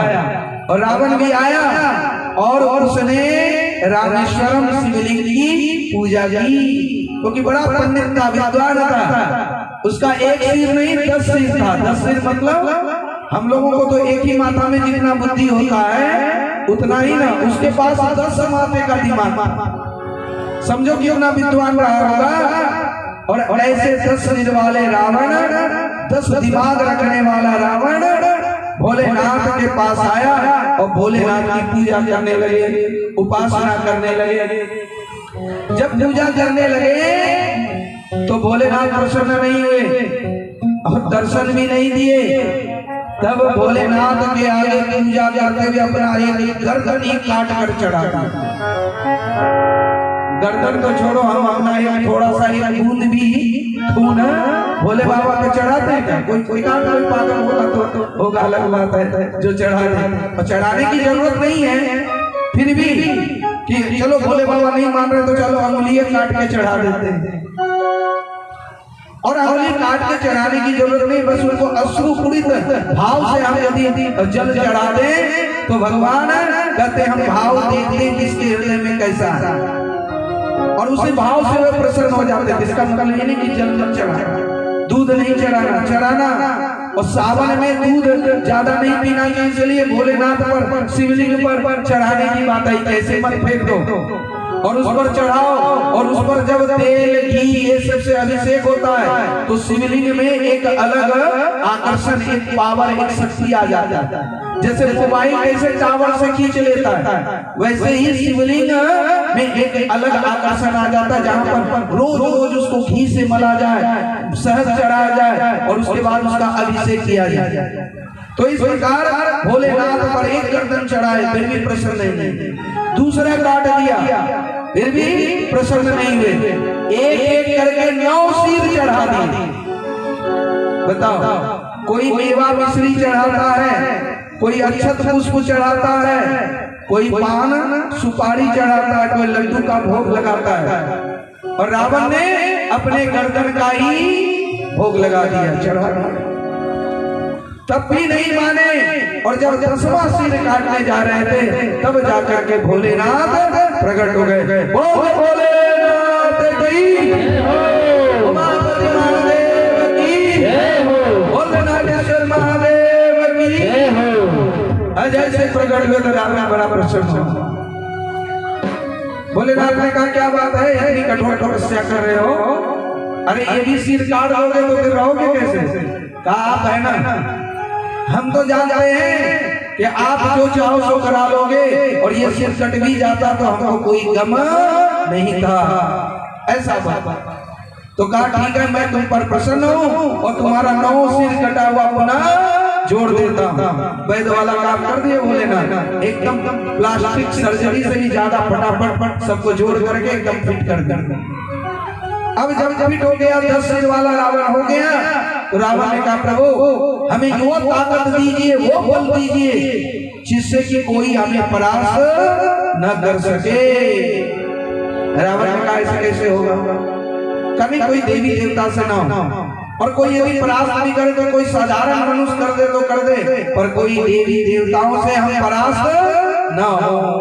कहा तथास्तु। और जब तथास्तु का बल का गौरव हो गया, तब जब आने लगा तो कहा भाई भोलेनाथ आप भी मेरे साथ चलिए। भोलेनाथ का अच्छा चक्कर में फंस गए, एक तो आशीर्वाद दिया, बल दिया, कहता मेरे साथ चलिए। अब इसके साथ हम जा जाके इसके सोने की लंका में क्या करेंगे, ये हमें पता नहीं, कहीं सोना ही खिलाए, सोने का ही भोग लगाए, हम तो भांग धतूरा खाने वाले, और हम तो बिल्कुल ऐसे मुक्त, बिल्कुल स्वतंत्र रहने वाले। भोलेनाथ ने कहा नहीं, हम तुम्हारे साथ नहीं जा सकते। कहा नहीं, जाना ही होगा। अब फंस गए चक्कर में। गुरुजी ज्यादातर चेला के चक्कर में फंसते हैं, इसलिए चेला के चक्कर में ज्यादा झमेला नहीं करना चाहिए। जब से आई मान बढ़ाई तब से किस्मत फूटी, स्वामी स्वामी भजन लागे, लगन राम से छूटी। का जाना ही पड़ेगा। भोलेनाथ ने कहा लो मेरा शिवलिंग, ये ज्योति रूप है, इसको ले जाओ और ये मेरा स्वरूप तुम्हारे यहाँ सदा रहेगा। पर एक बात ध्यान रखना, इसको कहीं रखना मत, रख दोगे तो ये वहीं स्थापित हो जाएगा। तो उसने कहा बल तो मिल ही गया, हमसे बड़ा ताकतवर कौन है? कहा प्रभु एकदम वहीं पर जाकर के लंका में स्थापित करेंगे। आप बस अपना ज्योति स्वरूप लिंग प्रकट करो। एकदम से शिवलिंग दे दिए, मणिमय रत्नमय जड़ित वह शिवलिंग लिए और शिवलिंग लेकर के उठा करके चलने लगे। ताकत तो था ही, थके तो नहीं। पर हुआ क्या, जैसे हिमालय से नेपाल होते हुए अब बिहार में प्रवेश किए और यहाँ तो कोसी का क्षेत्र, गंगा का क्षेत्र, ये जो जली जल है, और ये क्षेत्र से निकले सुल्तानगंज होते हुए कुछ आगे ही बढ़े और जैसे ही वह देवघर क्षेत्र में प्रवेश किए कि उनको लग गई जोड़ की लघु शंका। समझते हो ना, लघु माने छोटा शंका और दीर्घ शंका। तो लघु शंका लग गई।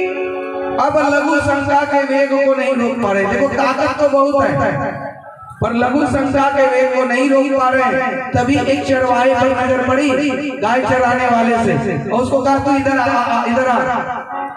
जब गाय चराने वाले पे नजर पड़ी और उसको बुलाया तो कहा थोड़ी देर इसको पकड़, हम लघु शंका कर ले। उसको पकड़ा दिया, कहा जमीन पर नहीं रखना, खबरदार हम रावण है, नहीं तो गोलियों से मार देंगे। एकदम बढ़िया से इसको पकड़ के रखना, धमकाया कि नहीं तो तुम्हारा प्राण ही हर लेंगे। अब वो बेचारा क्या करे, थर थर कांपते हुए वो पकड़ लिया। पकड़ते मरता क्या नहीं करता, वो भाई की भक्ति के कारण पकड़े रहा। अब इधर जो है वो लघु शंका करने लगा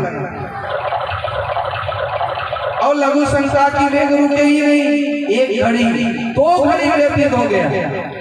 अब इधर इसका हाथ भी रुकने लगा। कितनी देर पकड़े, वो झट से वहां रखा और भागा। इधर इसकी लघु शंका बंद हो तब तो उसको पकड़े। अब इधर लघु शंका जब रखा वो भाग गया, तब जाकर के कहीं बंद हुआ। इधर रावण आया। अब तो कहा अच्छा लग गया, अभी कोई बात नहीं, हमको भी ताकत कम नहीं है, अभी इसको उठा करके हम ले जाते हैं। और अभिमान पूर्वक जब उसको हिलाने के प्रयास किया, हिलना तो दूर, टस से मस भी नहीं हुआ।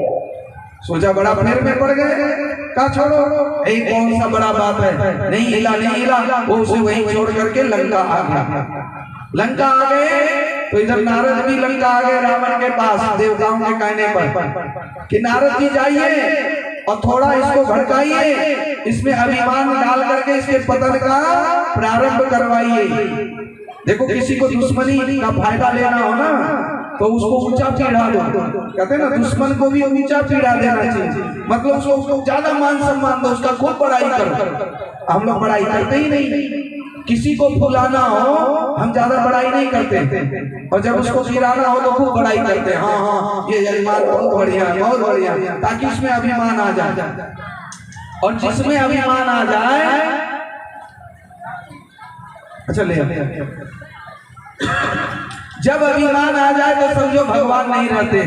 जब आते हैं अभिमान तो अंतर्धान हो जाते हैं भगवान।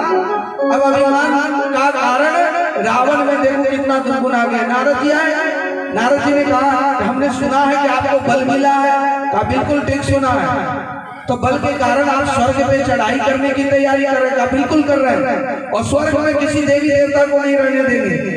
कहा भोलेनाथ बस ऐसे ही बोल देते।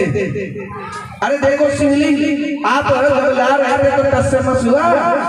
आपको जब जितना ही ताकत मिलता तो आप शिवलिंग उठा के नहीं ले आते। हम स्वर्ग पे चढ़ाई करिएगा और हार जाइएगा तो बेइज्जती होगा। आपको सचमुच बल मिला है तो जा करके कैलाश पर्वत को उठा के दिखाइए। देखो संख और मूर्ख दूसरे के फूकने पे बजने लगता है। मूर्ख को थोड़ा सा चढ़ा दो, हे रे जाने कौन चीज तोरा बारे में ही कह रहे, निकाल लाठी, ले लाठी पड़वा खड़ो। अब लेकर के लाठी आ जाता है, अब तुरंत उसको फूका कि वो बजना शुरू कर देता है, और शंख को भी बजा दो बजने लगता है। इसलिए मूर्ख और शंख फूकने से बजने लगता है। नारद जी फूक दिए उसके कान में और कहा बात तो सही है, और यदि नहीं उठा कैलाश तो तुरंत रावण को कहेंगे कि आप झूठे हो, होकार हो, और इस तरह से वह कैलाश पहुंच गया और पहुंच करके जा करके कैलाश के नीचे तलहटी में हाथ लगा दिया और लगा करके उसको उठाने का प्रयास करने लगा। प्रयास ही नहीं, ताकत तो मिली थी भोलेनाथ का। कैलाश हट भी गया, हिलने भी लगा। जब हिलने लगा भोलेनाथ के सिंहासन हिलने लगे।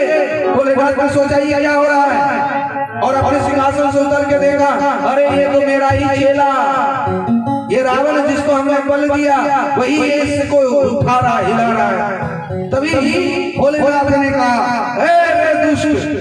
रे दुष्ट भक्त दुर्बुद्धि रावण, एक हल तू ये क्या कर रहा है? कह रहा है हम कैलाश को उठा रहे हैं और इसी को उठा करके जो है हम चले जाएंगे लंका। और हमें ताकत है कि नहीं वो देख रहे थे। का ताकत आजमाने के लिए यही मिला और कहीं नहीं मिला, इसीलिए तुमने बल प्राप्त किया था, हम ही मिले थे। और ज्यादातर शिव जी का चेलवा लोग सीधे जी पर देखो हाथ आजमाता, चाहे भस्मासुर हो, कलबानासुर हो, उसका प्रश्न सुना है। ये रावण का ले लो, ये भी आज गुरु जी पर ही अपना प्रयोग कर रहे हैं। भोलेनाथ ने कहा किस मूर्ख को हमने ताकत दे दिया, बल दे दिया और किस पर हमने दया कर दी। अब तो वो पछताने लगे। तो भोलेनाथ भी कम नहीं था, अपना भार बढ़ाया और भार बढ़ाया तो उनका हाथ गया तब। अब हाथ गया तब क्या करे, कर चेलवा को ठिकाना बुद्धि अकल ठिकाने आई। अब हाथ निकले ही नहीं और एक हाथ दबा है, तब जाकर के रावण जो है शिव जी का बड़ा सुंदर स्तोत्र करते हैं, जिसको शिव तांडव स्तोत्र कहते हैं, उसका स्तवन करने लगे। भोलेनाथ को मनाने लगे कि प्रभु बाप बाप होता है, बेटा बेटा होता है, गुरु गुरु होता है और चेला चेला होता है। चाहे चेला के मन में आ जाए हम गुरु जी से ज्यादा सीख लिए जान लिए, फिर भी गुरु जी एक पॉइंट अपने पास रख ही लेते थे। और फिर भी रखे न रखे गुरु जी के पास अनुभव ज्ञान हमेशा चेला से ज्यादा ही होता है। तो गुरु जी आज रावण को बड़ा सबक सिखा रहे हैं। तब रावण की अकल ठिकाने आई तो रावण जो है आज भोलेनाथ का तांडव शिव तांडव स्तोत्र से पाठ कर रहे हैं। आइए आइए सब तांडव स्तोत्र पाठ कर लें। बोल प्रेम से उमापति महादेव की, बोल प्रेम से नागेश्वर महादेव की, भोलेनाथ महादेव की। आज बैजनाथेश्वर महादेव बहुत प्रसन्न हो गए। का चेला हमारा ठिकाने आई, का प्रभु हमारा ताकत कुछ नहीं, जो कुछ ताकत आप ही से है और ये सब बल आपका है। तब भोलेनाथ प्रसन्न हुए रावण पर और रावण स्तुति किया। जब स्तोत्र से पाठ किया तो भोलेनाथ रावण को कहा, चेला कभी भी अपने शक्ति का इस तरह से दुरुपयोग मत करना। कहते सत सुधर रही सत्संगति पाई, पर कोई कोई सुधर जाता पर ज्यादातर नहीं सुधरते। कहते केसर की क्यारी बनी कसूरी की खाद, असीचत नित्य गुलाब जल रहियो प्याज के प्याज। केसर की क्यारी बनी कस्तूरी की खाद, असीचत नित्य गुलाब जल रहियो प्याज के प्याज।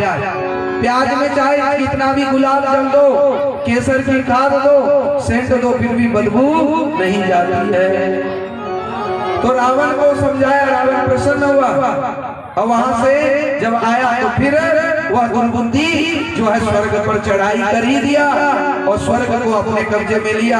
फिर जाकर के इंद्र ने कहा कि शिव जी चाहते हैं कि आप स्वर्ग पर नहीं, आप लंकाधिपति ही बने रहे। तब जाकर के गए और इधर जो है ऋषि शिव जी के कारण ये देवघर में जो शिवलिंग स्थापित हुआ और वहां पर वैद्यनाथ के नाम से वैद्यनाथेश्वर महादेव जाने लगे। बोल वैद्यनाथेश्वर महादेव की जय, वैद्यनाथेश्वर महादेव की जय। अब आइए संक्षिप्त में हम सब रामेश्वर महादेव की कथा सुनते हैं। जो है 11वां जो ज्योतिर्लिंग है, 10वां ज्योतिर्लिंग नागेश्वर महादेव की सुन लें। नागेश्वर महादेव ये कहाँ है? तो आप उससे आगे बढ़ जाओगे किधर? अभी हम लोग त्र्यंबकेश्वर से आगे बढ़ोगे गुजरात में। जब आप द्वारका जाते हैं तो द्वारका जाने से पहले और सोमनाथ के बाद जो है नागेश्वर महादेव आता है। एक नागेश्वर महादेव तो यहाँ चंडीपुर और ये यहाँ पर जो है तो ये जिनके जमीन दानदाता हमारे माखन मंडल जी हैं और इसमें सहयोग करने वाले आज सब ग्रामवासीगण हैं और उसमें विशेष करके डॉक्टर साहब भी बहुत सहयोग किए हुए हैं, हमारे मुखिया जी भी सहयोग किए हैं, विश्वकर्मा जी भी वहाँ बैठे उमाकांत जी वो भी सहयोग किए, सभी किए हैं। तो एक उसी के नाम से ये भी नागेश्वर और 10वां जो ज्योतिर्लिंग है वह नागेश्वर नागेश महादेव के नाम से वो जाने जाते हैं। तो कौन लोग गए हैं नागेश महादेव? 2-4 लोग।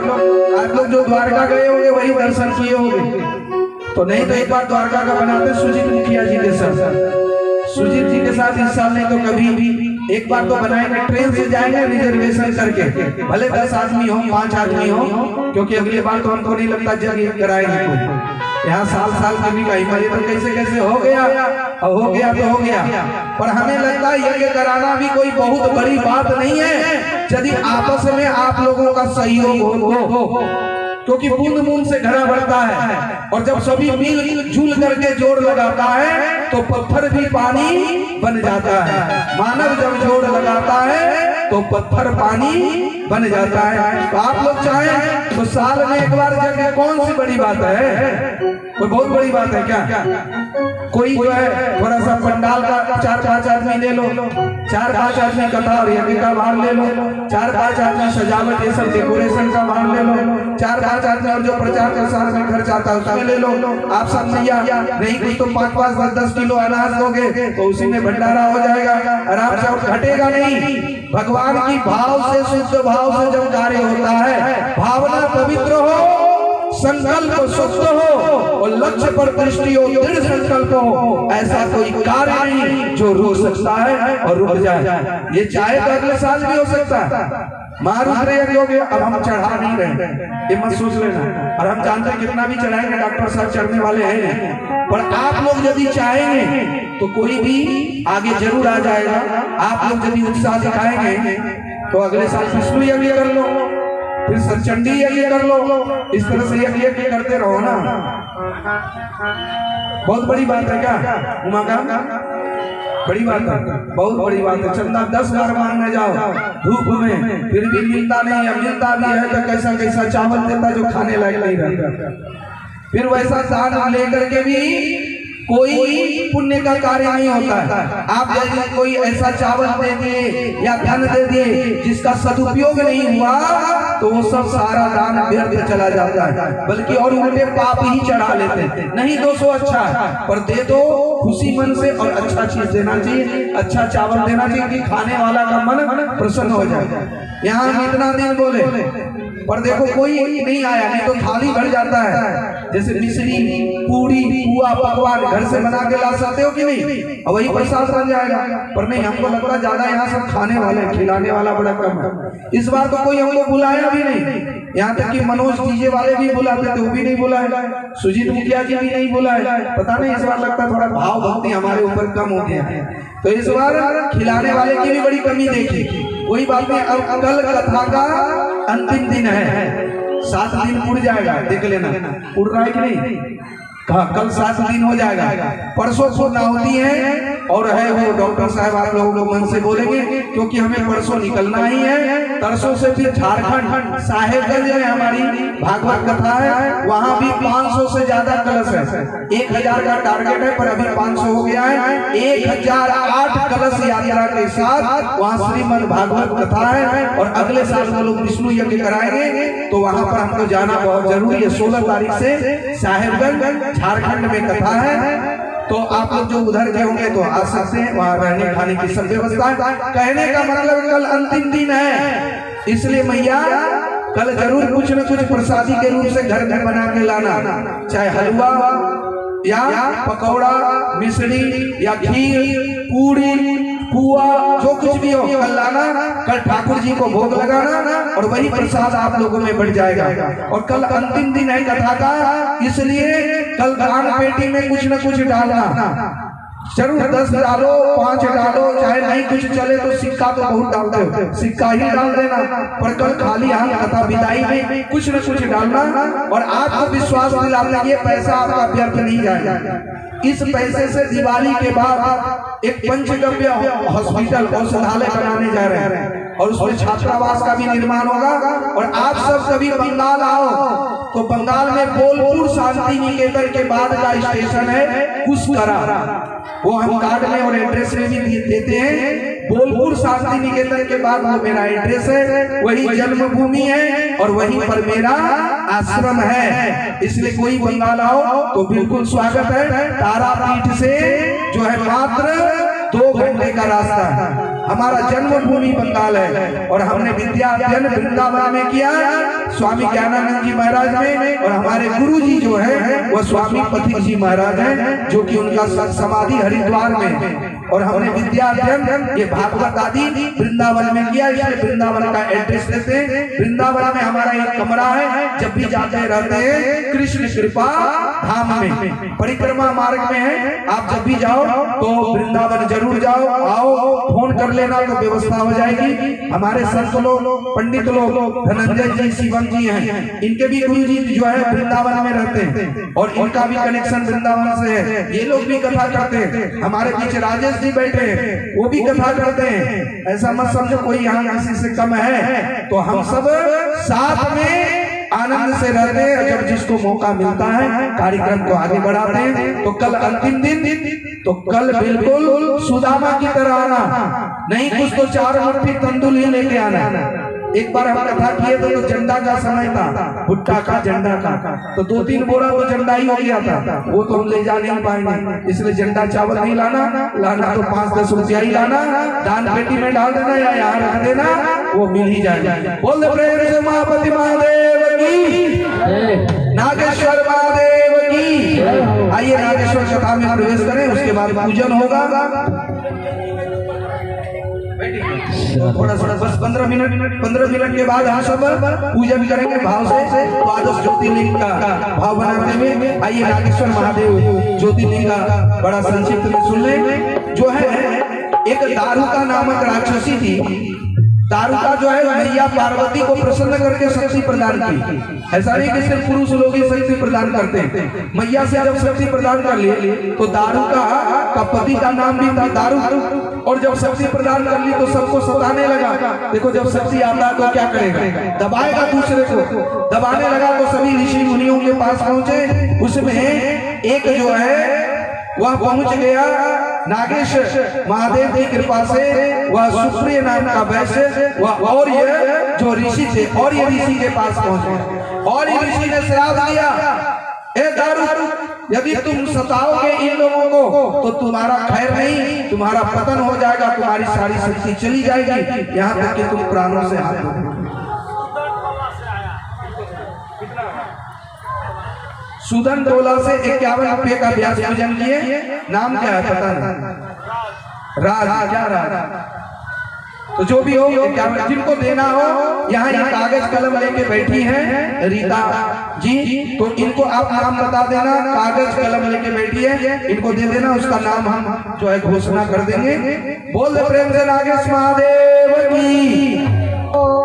तो इस प्रकार से दारू और दारू का ये दोनों मिल करके जब सताने लगे, तो जब श्राप दे दिया और ये ऋषि ने, तो ये जो है भाग करके समुद्र में आकर के टापू पे रहने लगे। उसके पास इतना शक्ति था कि वो दारू जो है अपना वो पूरा का पूरा पेड़ पौधा सहित ही समुद्र में विचरण करने लगा, टापू बना करके। और यानी समझो एक बहुत बड़ा जहाज के रूप में वो रहने लगा, विचरण करने लगा। एक बार बहुत सा जहाज जब आ रहा था, उसमें सुप्रिय वैश्य था, वो सभी को बंधक बना लिया और बंधक बना करके कारावास में डाल दिया। तब जाकर के सुप्रिय वैश्य ने उसी कारावास से भगवान भोलेनाथ का पंचाक्षर मंत्र से आह्वान किया। तब जाकर के भोलेनाथ प्रकट हुए। भोलेनाथ ने कहा, कहो क्या करते हो? आप बस इस कारागृह से हमें मुक्त कीजिए, ये जो दारुका नाम की राक्षसी है इससे हमें छुड़ाइए। तब भोलेनाथ ने आशीर्वाद दिया और दारुका राक्षसी से कहा, तुम जो है इस क्षेत्र को छोड़ करके चले जाओ, समुद्र के बीच में रहो और कभी भी आते जाते हुए किसी राहगीर को नहीं सताना। और वहीं पर वह सुप्रिय वैश्य को आशीर्वाद देते हैं। सुप्रिय वैश्य कहते हैं, प्रभु आप यहीं पर अवस्थित रहे, हम आपका यजन पूजन करते हुए जीवन बिताना चाहते हैं। तो वहीं पर भोलेनाथ नागेश्वर महादेव के रूप से अवस्थित हुए। बोल दे नागेश महादेव की जय।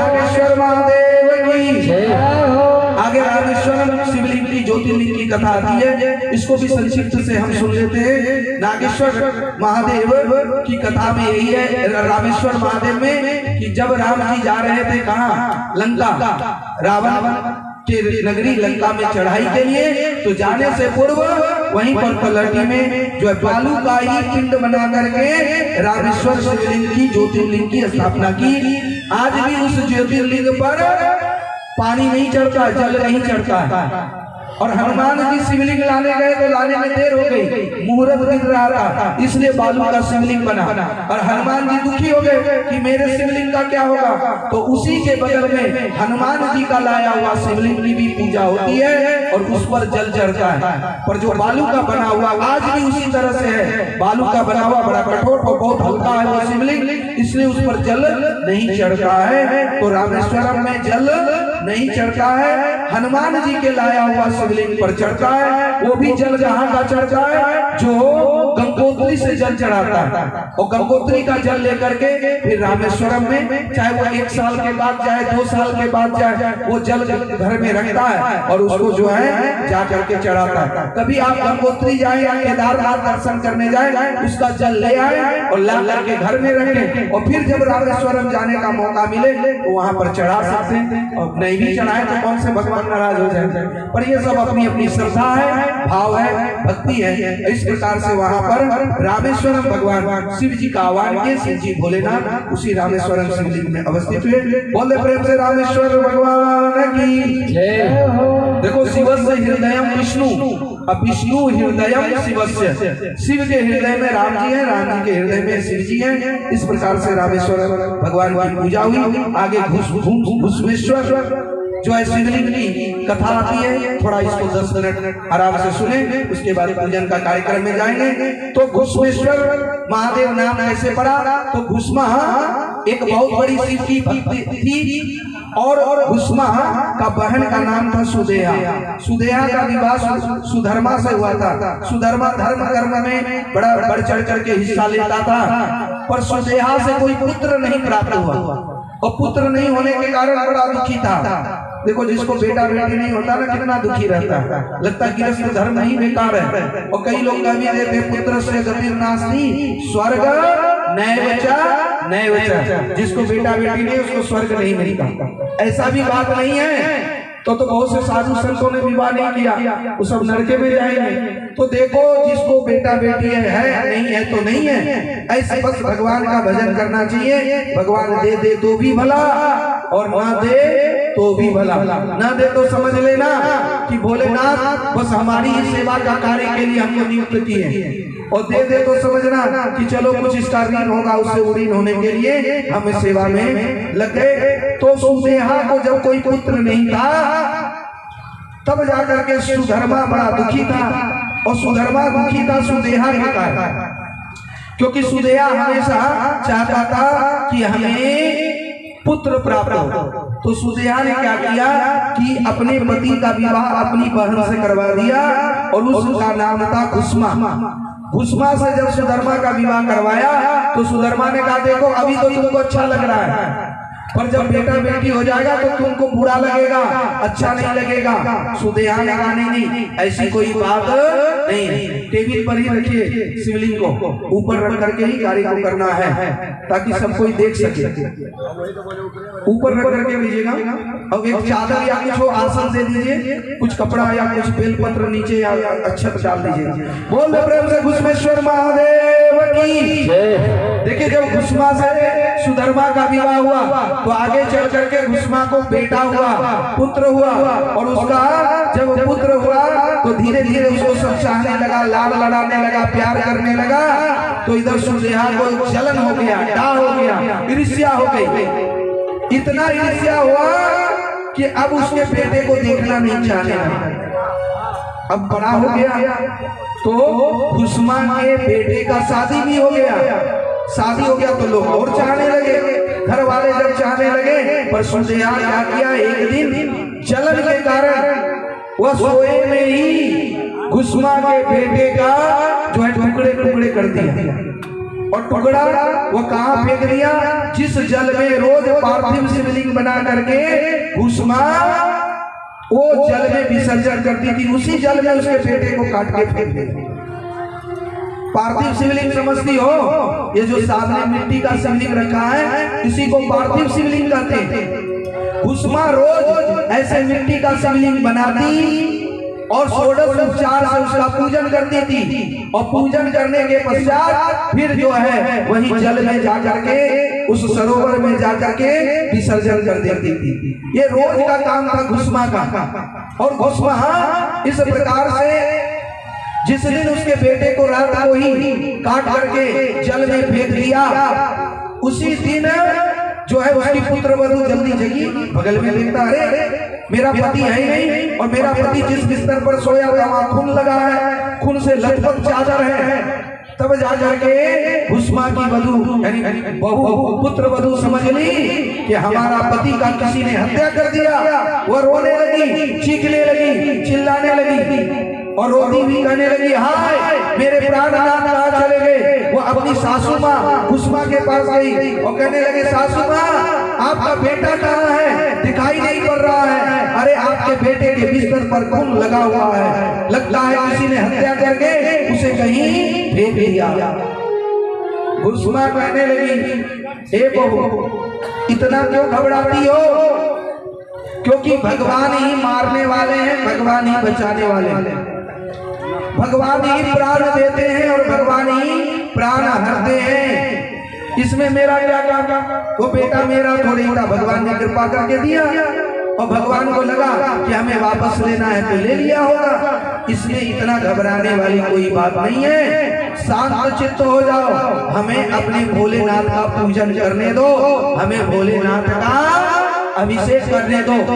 इस प्रकार से भूष्मा बिल्कुल पुत्र की हत्या हो गई, ये समाचार कानों में आया, फिर भी बिल्कुल उद्विग्न नहीं हुई, बिल्कुल दुखी नहीं हुई, और वह बिल्कुल षोडशोपचार से पूजन करके जिस तालाब में विसर्जन करती थी उस दिन करने गई तो देखा कि उसका बेटा वहीं पर प्रकट हो गया, भोलेनाथ की कृपा से जीवित हो गया।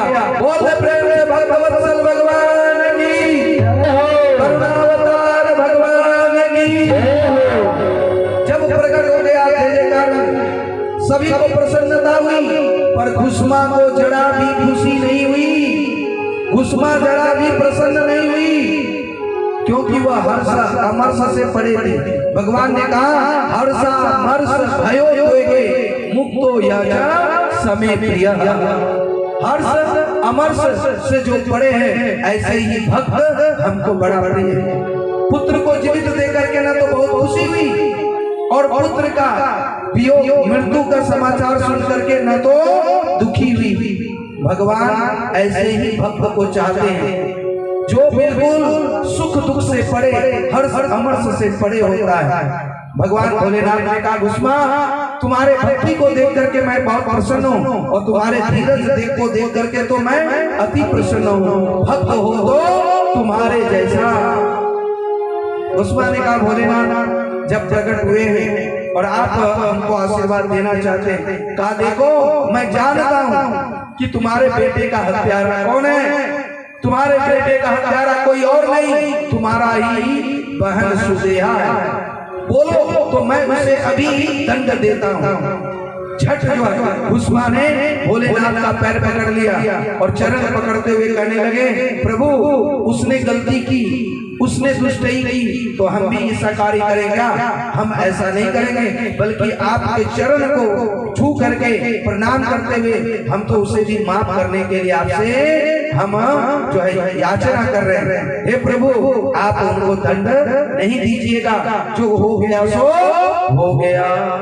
भोलेनाथ अति प्रसन्न हुए उसके क्षमा भाव को देख करके, और भूष्मा से कहा वरदान मांगो। भूष्मा ने कहा भोलेनाथ हम पर प्रसन्न हैं तो आप यहीं पर अवस्थित हो जाइए। भोलेनाथ ने कहा ज्योति रूप से अवस्थित होंगे, और भूष्मा तेरे ही नाम से मेरा नाम भूष्मेश्वर होगा, और जो कोई इस तीर्थ में आकर के इस जल में सरोवर में स्नान करेगा वह जरूर मोक्ष को प्राप्त करेगा, इसमें कोई संदेह नहीं। बोल दे भूष्मेश्वर महादेव की, भूष्मेश्वर महादेव की।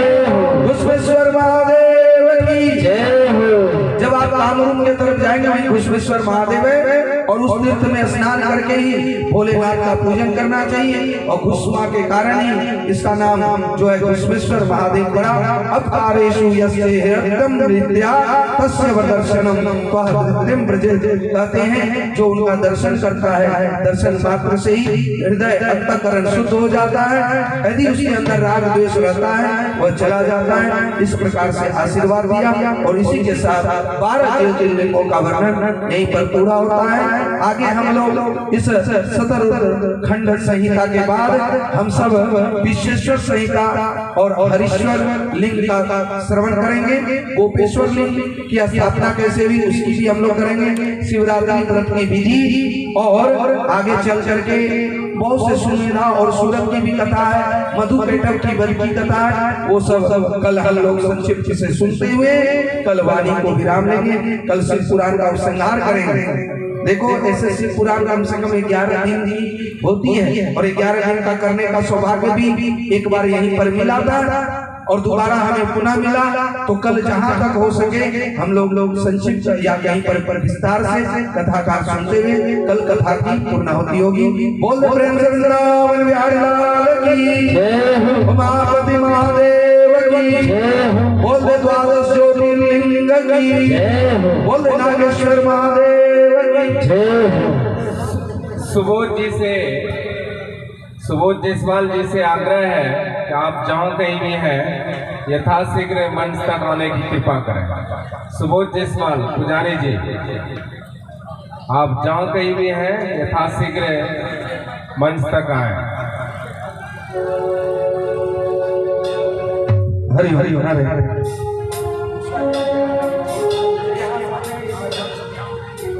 सामने नीचे ही माइक्रोफोन से कर लेंगे। आइए अब हम सब द्वादश ज्योतिर्लिंग का पार्थिव शिवलिंग का हम सब पूजन करेंगे और पार्थिव शिवलिंग का ध्यान करेंगे। आप लोग बैठे बैठे ही आप सबके हाथ में धागा जाएगा और षोडशोपचार के साथ हम लोग पूजन करेंगे। उसके बाद खड़े होकर के भजन करेंगे। तो भजन करते हुए फिर जाकर के आरती और फिर प्रसाद लेते हुए घर की तरफ प्रस्थान करेंगे। तो नीचे सोमेश जी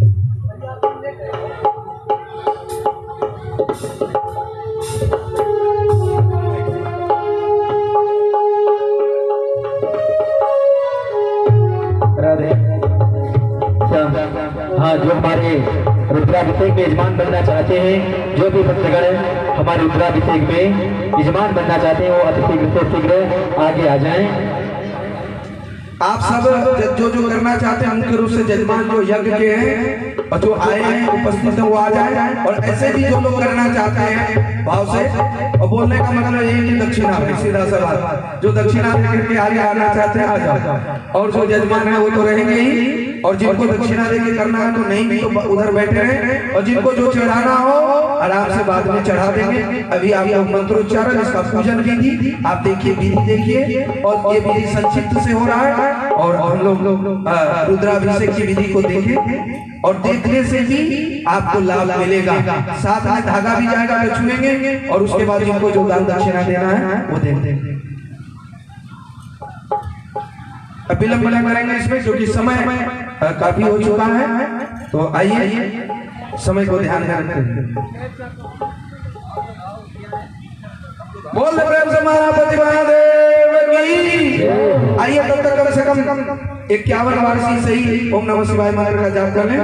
ओम नमः शिवाय, ओम नमः शिवाय, ओम नमः शिवाय, ओम नमः शिवाय, ओम नमः शिवाय, ओम नमः शिवाय, ओम नमः शिवाय, हरि ओम नमः शिवाय।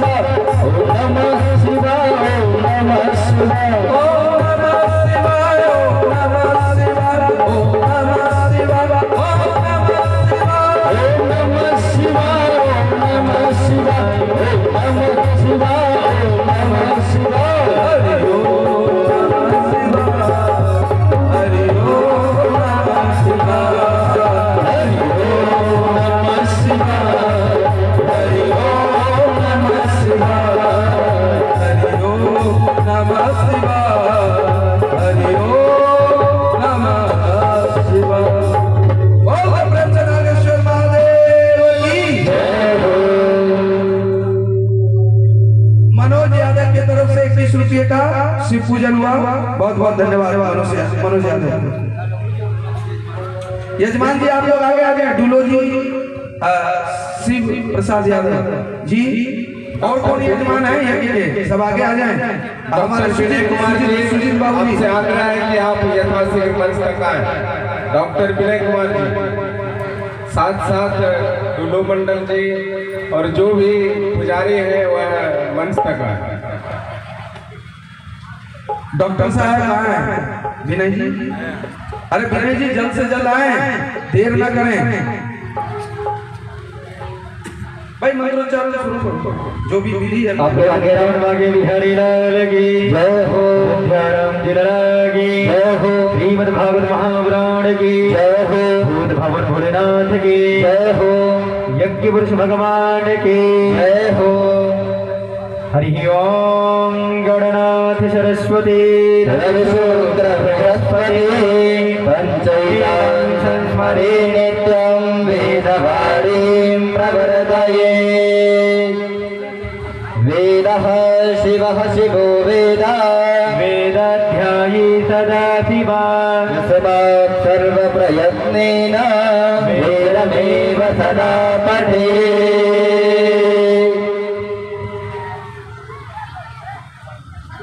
जो भी यजमान रुद्राभिषेक में शामिल हो रहे हैं, अगर बेल्ट पहने हो कृपया निकाल दें।